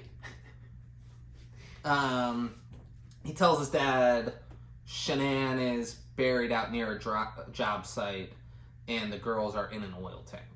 Oh. Yeah. And so the two cops, they come in and they have like a satellite feed of that was taken that day of like out near the job site where he was at. And he points out, where they are, and they're like, the girls are in the fucking oil tank? And he's like, yeah. I'm like, Jesus. That's fucking wild. Yeah, and the lady asks, she says, so are you okay with the public believing that Shanann killed the 2 girls and that you murdered her in retaliation for it? And he's gonna say, I did not hurt those girls. Right? Yes, that is what happened. I'm okay with the public knowing that. And then the cop says, yeah, I'm gonna be honest, man. It sounds like, you found a new life, but in order to live that life, you had to get rid of your old life.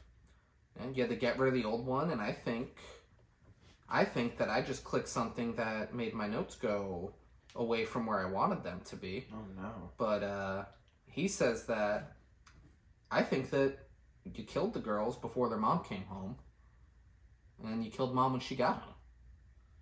And then he's like, and so either, you're this monster. Yeah, and you wanted to be with this new hot young girlfriend, and you thought, I'll just kill everyone, and then she and I can live happily ever after, or, you're telling the truth, but, which one is it? And he's like, I'm not a monster. Yeah, he's like, I'm not a monster. I did not, those are my babies. I did not kill them. And you're like, okay. We then, cuts away. It says 3 days before the murders.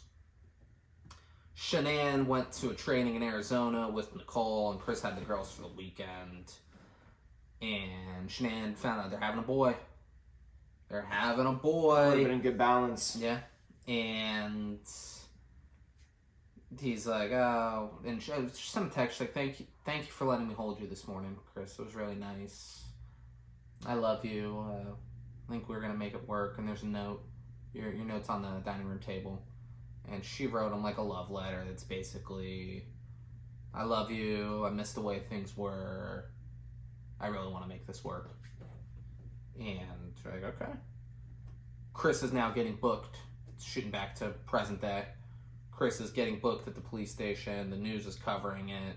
They found the bodies. The community is shocked and saddened. Shanann's family is a wreck. Nikki, they're asking Nikki, and they're like, so did you ever mention, like, the wife being a problem or the kids being a problem? She's like, absolutely not. She was like, I never once mentioned them being an issue for me, anything like that. And as far as I knew, him and his wife were being separated. Like, they were going through a divorce. God, what a mindfuck that must be. Because that girl seems like a pretty sweet... She seemed normal. She seemed like she met a guy who was going through a divorce and had kids, and was like, whatever, like, well, whatever, we'll see how it goes. Yeah. Yeah. And he was like, I really want this to work with her, so I gotta do what I gotta do. It's so fucking dumb, dude.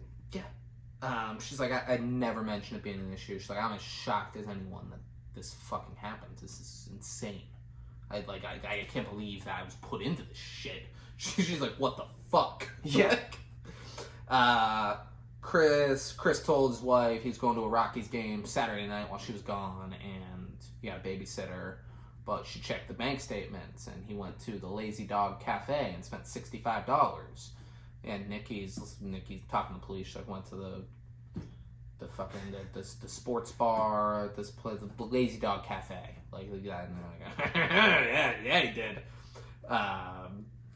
And Shanann found and it was a $65 charge. And for local listeners, Lazy Dog Cafe seemed like a Duffy's. Yeah, it shouldn't be that expensive. It seemed like if I went to Duffy's and spent $65, I balled the fuck out at Duffy's. Yeah, exactly.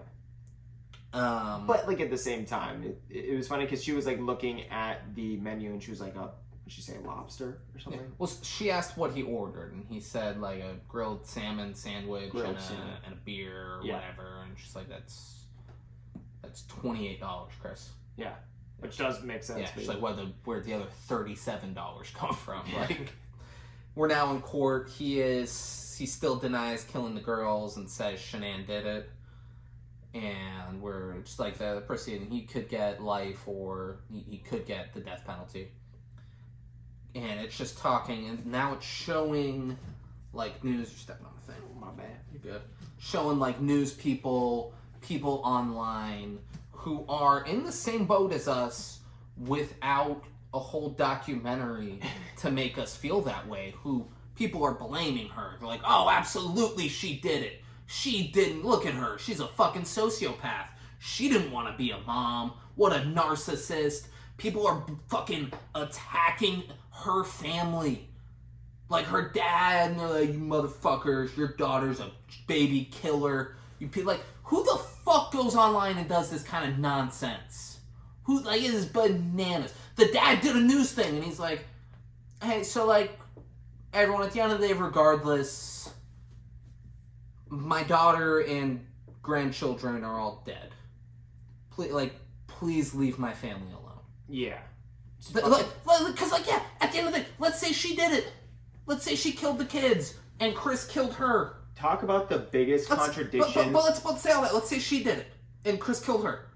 That's not the dad's fault. Yeah. The dad still has a dead daughter, and 3 dead grandchildren. Yeah. like the fucking Inhumane, ridiculous people. Yeah. Who are attacking the fucking family online. It is fucking crazy. But I felt like this documentary was almost doing the same thing. Like, I felt like it was such a contradiction for them to even, put that in the documentary, because it's like, dude, you guys are painting this woman in the same light where you're making people who would never fucking think this feel this. And that's my... But their job is range of emotions, I get it. all yeah, of that. I get it. The people online attacking the family... They're doing it because they're pieces of shit. Oh, for sure. But I'm just saying the documentary can aid into that as well. Sure, it's not great. No, it's not, yeah. But it made for a better viewing experience. It made for a more emotional roller coaster. Oh, man, it did pull the strings. For sure. Yeah, but it's crazy. That's like, my daughter and grandkids are dead. Like, stop posting shit online about my family. Like, leave us the fuck alone. It's crazy, man. This is crazy. Day before the murder, Shanann acknowledges she's texting with Nicole, and she's acknowledging, like, I think, like, looking back, I think I, like, unintentionally belittled him a little bit when I got in a fight with his parents. I told him to grow some balls and call his dad and tell him they can't do that around our kids, and, like, that coming from his wife is probably demeaning and belittling. Mm-hmm. And like her like saying this shit and being like, and like I think I push him away sometimes because I'm being too bossy. She's growing. She is growing as a human being right now. Yeah. The day before she's murdered, we're like, like good for her. Like that's insight because nobody's perfect. Yeah. Nobody's perfect. And then her fucking douchebag friend is like, it's not your fault. It is not your fault. Like, yeah, sure, it's not her fault, and all this, and like he was cheating on her, but let her find her part in it. Yeah, exactly. Let her find her part and grow as a fucking person. Exactly, because what she's realizing is her own self-awareness of how she is in a lot of moments. I haven't been this fucking perfect wife. Yeah, and so there's something I want to, because obviously the guy's a fucking psychopath, but it's like, so let's save it to the end. Yes. Nicole's going to Costco tomorrow. Or not Nicole. Shanann is going to Costco tomorrow. Chris wants broccoli, green beans, spinach, and salad. He's a healthy guy. And you know what sucks? Huh.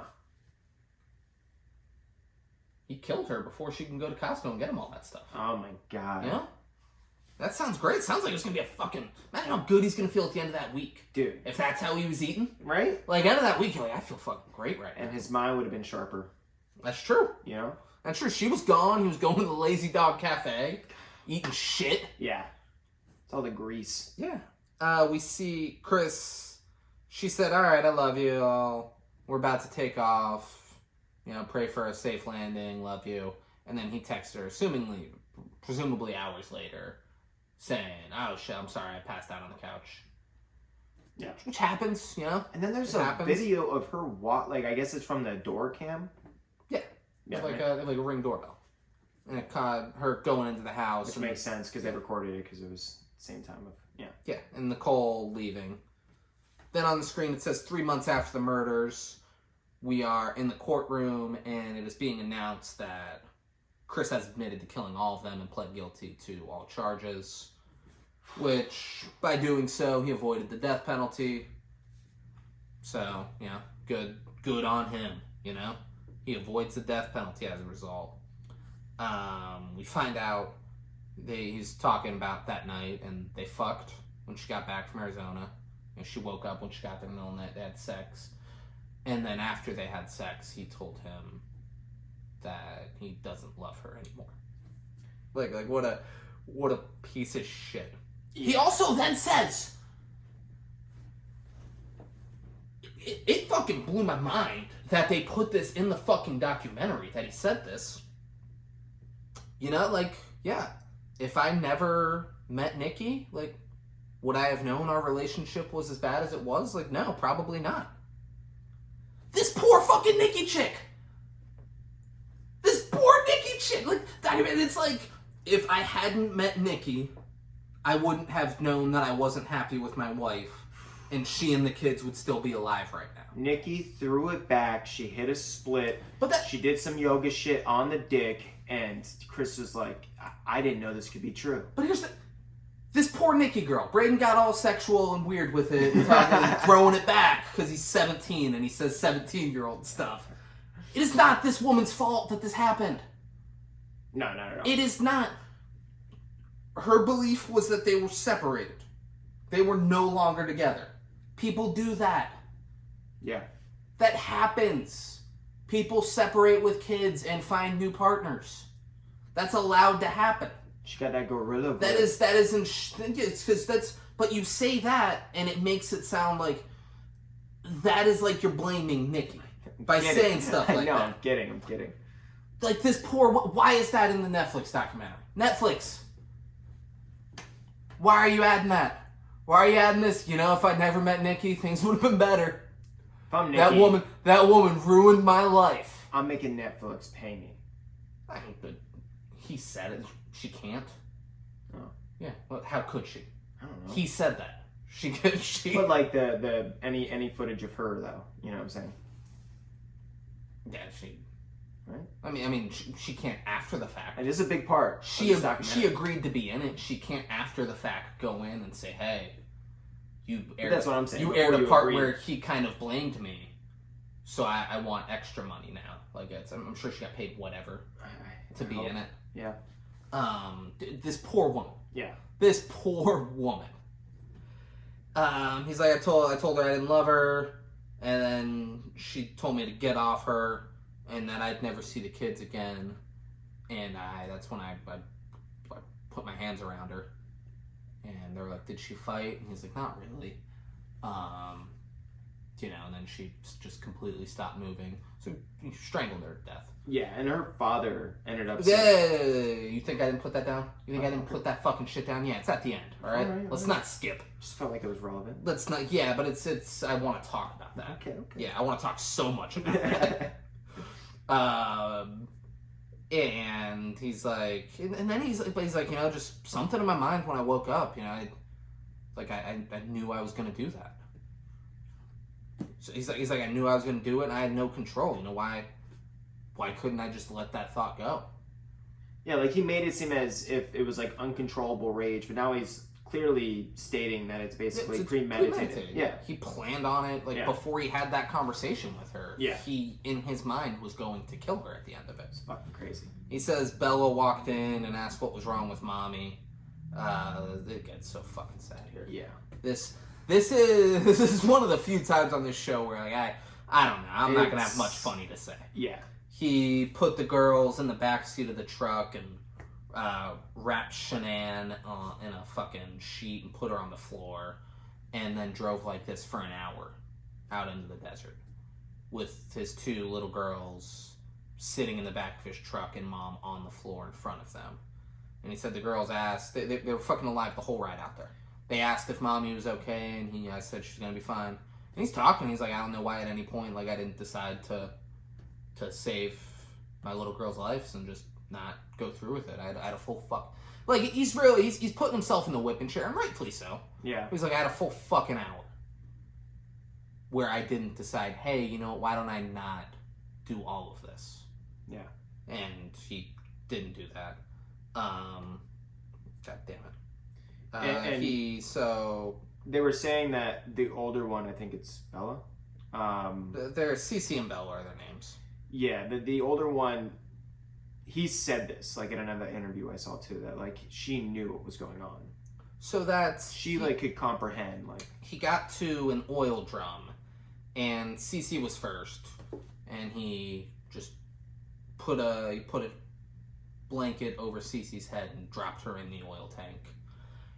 And Bella said, "What happened to Cece?" And I didn't say anything, and then I did the same to her, and right before he's like, every time I close my eyes, I just see her. She says, "Daddy, no."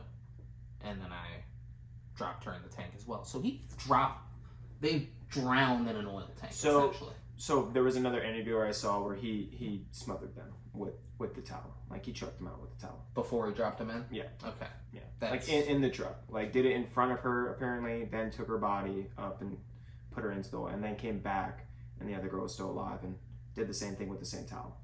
Jesus Christ. Yeah, it's fucking crazy. Yeah. Yeah. And immediately after, they're in court, they're saying immediately after he called the school to let them know that his girls would be unenrolled. He called a realtor to set up selling the house, and he texted Nikki to discuss their future together. Like, not only is he a fucking psychopath, he's a fucking idiot. He's a fucking monster. Yeah. It's like he just murdered his pregnant wife and his main care and 2 daughters, and immediately he's like, "Well, let's cover my tracks here and move on to my new life." Yeah, like, that's fucked. Fucking nuts. It's crazy, man. Just the district attorney's great at making him feel like a piece of shit. He's like, you find a new life, whatever, that happens. You divorce your wife. You don't murder your pregnant wife. You don't murder your 2 daughters and think everything's gonna be okay. I'll go live my new life. Oh my god, dude. And he says, and I'm glad he pled guilty. He should spend the rest of his life in jail because, he chose to take 4 people's lives that day, but I didn't want us to be in the position to have to choose whether or not to take his. So he took that decision out of our hands, and he'll spend the rest of his life in prison. He then, Shanann's mom gets up there to make a statement, and she kind of underwhelms. Yeah. Right? Yeah. I was expecting more. Yeah. It's because it's a Netflix documentary. I wanted her to be fucking screaming, and I don't know, she handled it well. She's like, she's found closure. She's like, I know the second it happened, they went to paradise and heaven, blah, blah, blah. Chris's mom goes up and tells Chris that she forgives him. Because, it's her place. It's her place to forgive her son for killing someone else's daughter and her grandkids. Chris chooses not to make a statement. The judge says, "This is perhaps the most inhumane and vicious crime that I've handled out of the thousands of cases that I've seen. Anything less than the maximum sentence would depreciate the seriousness of this offense. Deputies, I would respectfully ask that you take him into custody and have him spend the rest of his life in the Department of Corrections." So, spend the rest of his life in prison. He got a life sentence. He got, I think, 5 life sentences. Yeah. Shanann's dad says that I still think he must have done it while she was sleeping because my daughter's a fighter, and, he wouldn't have come out looking like it the way that he did. Which was really weird. That's his takeaway. His takeaway is like, man, why didn't she fight better? Why, he must have done it while she was sleeping. He must have drugged her because no daughter of mine would have gone out without a fight. That's what he had to say. But it's just weird. Here's the thing. I've never been in that situation. I have no idea what I would say. Yeah. But it's weird that that's what he said. Yeah. I mean, I don't blame the guy. It's not his fault. It's like he can say whatever the fuck he wants and not be held accountable for it there. I truly believe that. I truly believe he could go up there and say, if I had a gun right now, I would murder the president. I think he could say that, and he should not be held accountable. I think keep an eye on him and make sure he doesn't start making moves to where that might be possible. but he should not be held accountable for that at all. It's just weird that that's what he said. No, yeah. I do see where you're coming from. But I mean, God, it could happen. I mean, she could have been, fully awake and prepared, and the guy's a big, strong guy. The guy lost 60 pounds and is in the best shape of his life. He's kind of jacked. I mean, he's 185's not light. No, and he's like fucking. And to have lost, and by working out, to have lost 60 pounds, and he's like a cut 185, like. And to a woman who's pregnant as well, it's I get where he's coming from, but but it could have happened either way. Yeah, and the fact that that's all Dad had to say. I want a dad up there just laying into Chris. Yeah, me too. And But who the fuck am I, right? I'm very sorry for your. He's not going to see this, but I'm very sorry for your loss, sir. Yeah, and I'm glad that they were able to find, some closure or peace. That he at least had the fucking. So like he did it to avoid the death penalty, but like that he at least had the decency to admit to all of it. Yeah, to not go out as your daughter murdered her kids, and that was retaliation. Yeah. For her death. So he said he ended up speaking out again and like clarifying it up even more because he, after time, felt like he didn't want to put that legacy or shame or anything, on to her because it totally wasn't like her. Yeah, I mean that guy's a fucking psychopath. Yeah, he's a fucking monster. Yeah, great. I was doing it for her. Well, no, you're just telling the truth. Yeah, you murdered your pregnant wife and 2 living children. Yeah, you're a fucking monster. It then shows we see Shanann Facebook videos about how she's done everything she can to work hard and to move out here and to help raise a happy family, and how happy she is with Chris and how great of a husband and father he is. And it then fades, and on the screen, Braden's least favorite part, it says, in America, 3 women are killed by their current or ex-partner every day, which is bananas. That is a crazy statistic. Yeah. Parents who kill their children and partner are most often men. The crime is virtually always premeditated. No way. Yeah, I mean, it's fucking... Always men? Come on. It says most often. Most often? I'm sure. Yeah, I'm sure. Yeah, I'm sure. Absolutely. So, Braden, I just have one question for you. Hit me. Do you forgive your cousins and your aunt? Bro, so, it totally depends on the context, which I don't fully know. I mean, this could have been them. He cheated on his wife, and then they all stuck around, and he murdered them. Your husband cheated on his wife, and they got out of there. So when extreme decisions that are happened that alter people's lives, you got to think of extreme scenarios that led to that point, kind of. So like, even as I love my uncle and I think he's a great guy and everything, like even then I'm like, man, I hypothetically think like what could be worst case scenario to make them do what they did, which is extreme. He could have murdered all 3 of them. Yeah, like it could have gotten to that. No, yeah.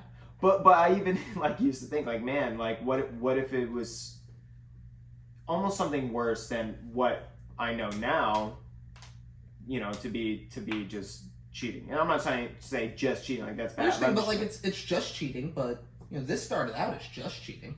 There you go. And she stuck around too long and turned out to be a lot more than just cheating. Maybe it's Facebook. So do you forgive them?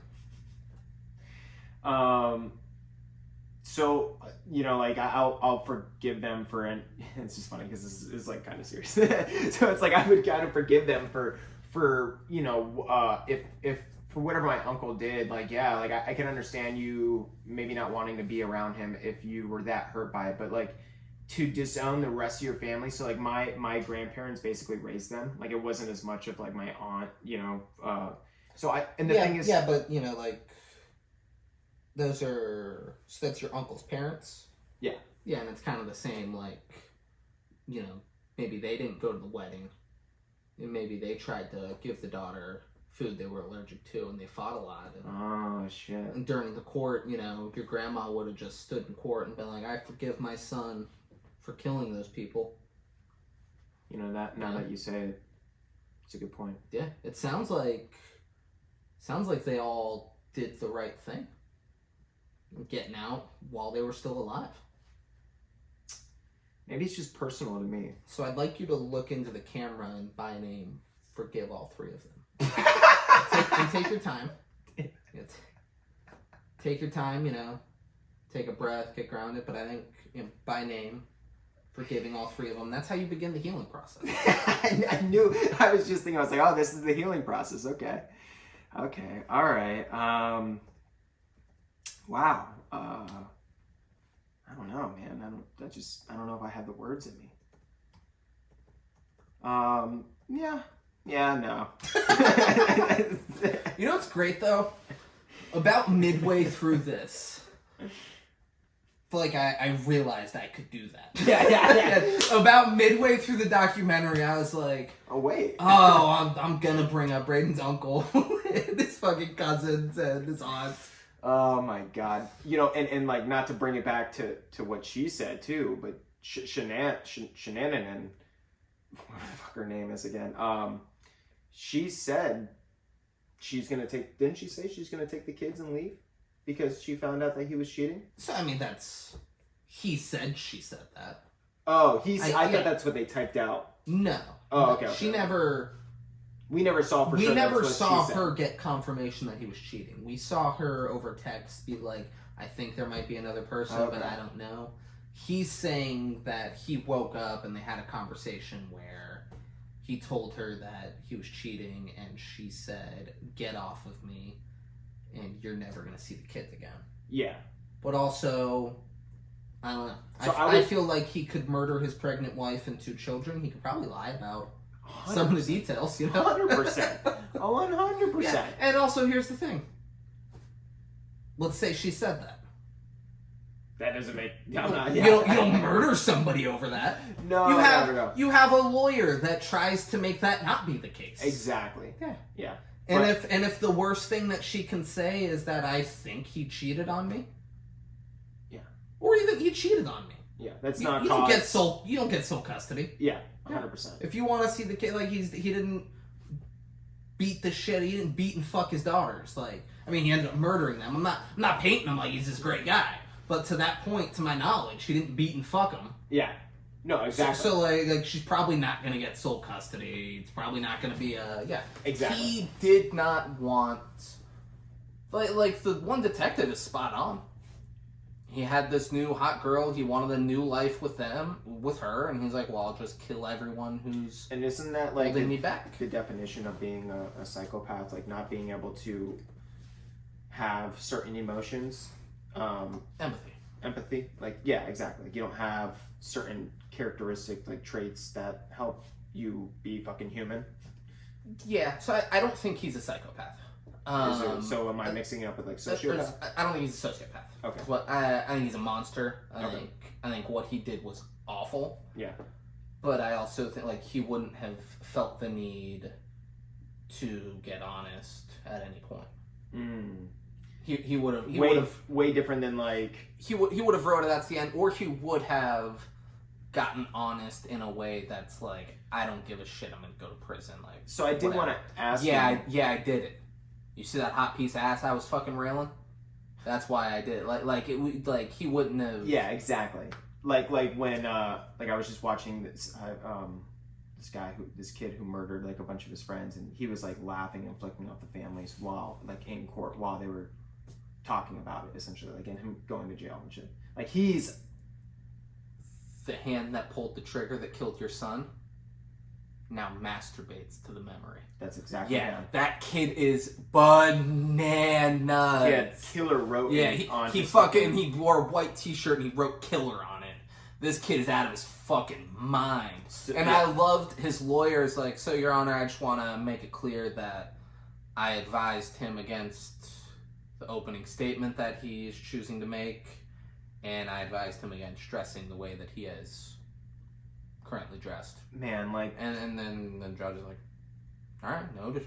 Like, man, so like... he's like, I feel bad for the lawyer now, too. This might make me look fucking crazy, but people like that, dude, there's got to be something special where the judge can be like, oh, no, yeah, we boil him in oil. Like, that kid in particular, he's going to die a terrible, very long, lengthy death, and he's going to feel a lot of pain. We're not just going to sit him in a cell. There's way too many people who sit in a cell their whole life who doesn't do 1/10 of the evil that kid just fucking did. I don't know. That's the way that might make me look like a fucking crazy person, but I just think that kid should die a crazy, inhumane death. I mean, I don't know if I'd go that far. All right, that's fine. So like, it's not great what he's doing, but he's like 15. I see a sick kid who there were probably signs. Oh, there were. That's what they say. For years where someone should have gotten him help. 100%. Yeah, like the Parkland kid. Yeah. Like, I know people who went to Parkland, and they're like he talked about doing this for years. It was reported all of the time. Like he should have gotten help years before this happened. Yeah. And instead, a fucking school full of kids get killed. I was doing a training too, where I was working at this kid's facility in down in Miami, and there was this kid who was like, you didn't deal with none of them, did you? No. Okay.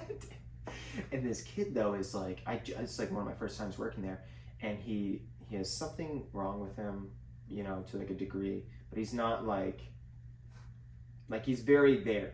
Like he can articulate sentences very well, but there's something a little bit off with him. But the first experience I had with him, he's like punching the ground, he's screaming he's gonna kill all the kids just because he said he liked this girl, and they all went, oh, like a normal person would at that age. And he's talking about like bringing back weapons to kill these kids. The thing that like alarmed me was like the management was like, oh yeah, he does this. Like, yeah, we try to let the father know once in a while. I'm like, dude, this is something that you have to like report. Like this, I was shocked, and I was like, this happens all the time, where it's like very blatant, and like he's hurting himself, he's causing harm, physical harm. What is this kid's facility? It's like a daycare center. Okay. Yeah, and the parent though has been notified like many times about his behavior, but he's very negligent to it, and he almost like doesn't believe it in a sense, which is the way that the management told me. Like, and I'm like, well, you guys have to like report this or something. Like if it's that continuous to where he's causing physical harm to himself and to the property, plus blatantly talking about in detail the ways he's going to kill all these kids. What I'm getting to is I believe there is a lot of negligence in today's age to people's psychology and behavior. For sure. And like so that kid, it's awful. He's a fucking monster for doing what he did. But also he can be in prison for 15 years. He can meet with a fucking psychologist while he's in there, and like he could legitimately grow as a human being. Hopefully. Yeah. It's not good that he killed those people. It doesn't undo the murder. No, yeah. But, he could turn into an adult who then reaches out to the families and tries to make amends and, grows as a person. Yeah. I think this is... Yeah, he's not a 60-year-old man who killed a bunch of kids and then said, now I'm jacking off to the thought of doing it, huh, Mom? Huh? You like hearing that? I killed your son and I jack off thinking about killing him. Like, he's a fucking kid. He's a sick kid who still needs help. It's not he killed people. He has to go to prison. No, 100%. For sure. Yeah, I'm a little torn on it because, like, I do believe you. Like, yeah, he is a kid. He's like 16 or something like that. But at the same time, he is going to jail for probably the rest of his life. I don't know exactly his sentence. Was it the rest of his life, or I'm sure it was. He killed multiple people. Yeah. I can't imagine they were like, all right, we're gonna give you 12 years. And I do believe there's a lot that goes into, the trickle effect of experience and feeling certain things. And I'm sure he did not have a lot of it that pushed him to this extreme side of the spectrum to act out in the way that he did and feel like Man, I think there's a lot of deep things that go into it that I feel like you could sit here all day and kind of discuss. But I just don't know if I was in the parent's shoes or if I was the judge, if I would be able to think that way. Well, it's also like not to shit on you as a person, but that's why you're not the judge. Well, you know, like judges get very good at keeping their emotions out of shit. Well, I find myself pretty rational, David. That's fucking crazy that was your response to that. Why? Rationalism doesn't have anything to do with emotional? A judge's perspective can't be, all right, so your sentence is that we're going to boil you in hot oil and torment you for the rest of your life. Like that's the thing. Like a judge, yeah, it sucks. Okay, and like the judge in this, he was upset. He was like, "This is the most heinous crime I've ever dealt with." Mm-hmm. Blah blah blah. Like it's awful. Like he spoke his mind on it. Yeah. But he's like, he can't then change the sentence to. So then, I want him tortured. So this is a good perspective, I feel. Okay, so yeah, the judge does that. But then, what are we doing when we have documentaries like this that basically not saying this documentary as much in particular, but a lot of documentaries that go on to basically people who are mentally ill who end up causing heinous acts, and we're basically promoting them in a certain way to where other kids and other people want to end up doing that in essence because they never got validation, they never got acceptance, and they never got any type of just attention. So now they feel, in a sense, that they can get the same attention as this shooter who's the same age, who always got bullied, who now was able to act out and get some type of they get a fucking fame, celebrity. Yeah, absolutely. Yeah. So I feel like there's like there's a conflict between. And I agree with you. Yeah, but so like the kids who feel that way aren't also going to be like, oh, but he got tortured in prison, so I don't want to do that. Like they won't give a shit. Oh, I don't know. Like because these aren't rational people you're dealing with. You're right. It's not someone who's going to be like, ah, man, but like. But what goes past rationalism? But so like fear. It's not going to be people who are like, oh, but the consequence. Yeah, but like that's. It's called the correction system. It's not the fucking tortures. Like the idea of prison is to rehabilitate criminals. Bullshit. That's what it's supposed to be. Exactly. But that's not what it is. I'm not saying the system's good. No, yeah. I'm not saying it's perfect and it's great, but like the answer to we have a broken system can't be a 16-year-old kills his friends and doesn't show any remorse for it, so we tortured the kid. So maybe not torture him. It needs to be he's a fucking sick kid that we need to help and like he needs to be punished for it. And I do agree with you. I think but at the end of the day, like who has failed this kid all the way along the way? Yeah, it's not multiple people. It's not one thing happened and that kid was like, all right, I'm gonna murder them and I'm not gonna feel any remorse for it. Yeah. You know, like I've had a life where I agree. If I murdered someone, I would feel very remorseful for it. If I you could do a fucking terrible thing to me. You could, because like with him, it was like they kicked him off the lunch table or whatever it was. Yeah. That wasn't the first thing that happened in this kid's life, and then he just killed. No, yeah, exactly. It's been built up. Like, dude, like you could do terrible things to me, and I could murder you. Mm-hmm. I would be like, holy shit, I just fucking killed Brady. Yeah, no, we're all one, but not the same. Like, and I'd be in a room, and I'd be like, Denise, I am so fucking sorry. No, yeah. And then sorry won't cut it. I get that. Which is what I was going to ask you. Do you think this guy was like a built-up amount of rage and he snapped? Do I think the kid that we're talking about that has nothing to do with this documentary that we're covering, or do I think the guy from the documentary? The guy from the documentary, no. Guy from the documentary. I think with him, he thought he could get away with it. Okay. I think he did not want to. I think a lot of shit about his wife annoyed him. Mm-hmm. I think, but that wasn't the reason. They didn't have a perfect marriage. They didn't get along. He found this hot young girl who, like, physically was more. He was with his wife when he was 245 pounds. Yep. He's had this full body transformation where he's in great shape and he can get a hot girl. And he's like, well, I mean, like, he met her on fucking Facebook, his wife. And now he has this hot girl who physically sees him and is attracted.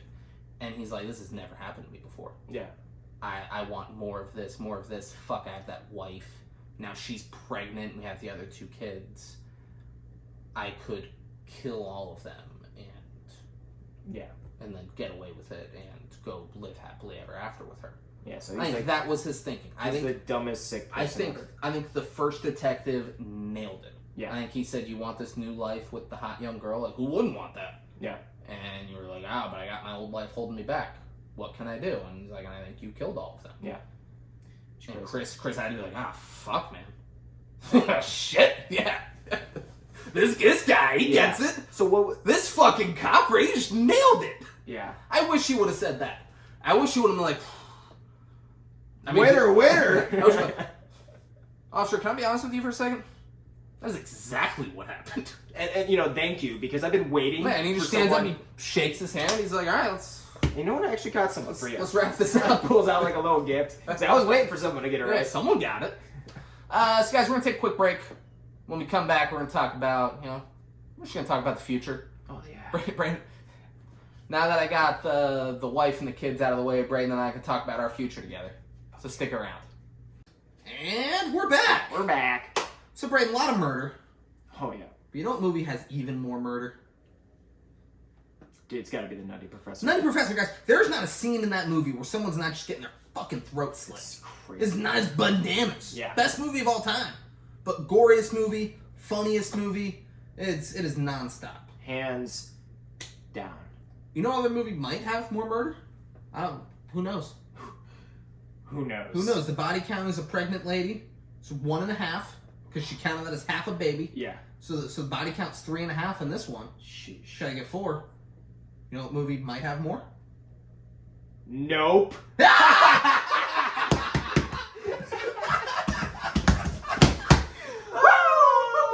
What a great joke. God.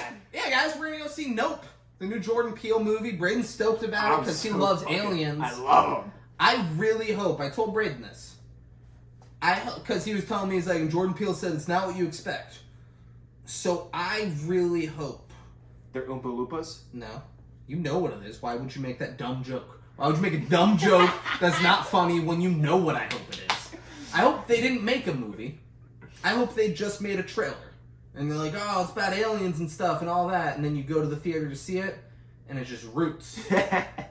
Kunta Kinte getting whipped.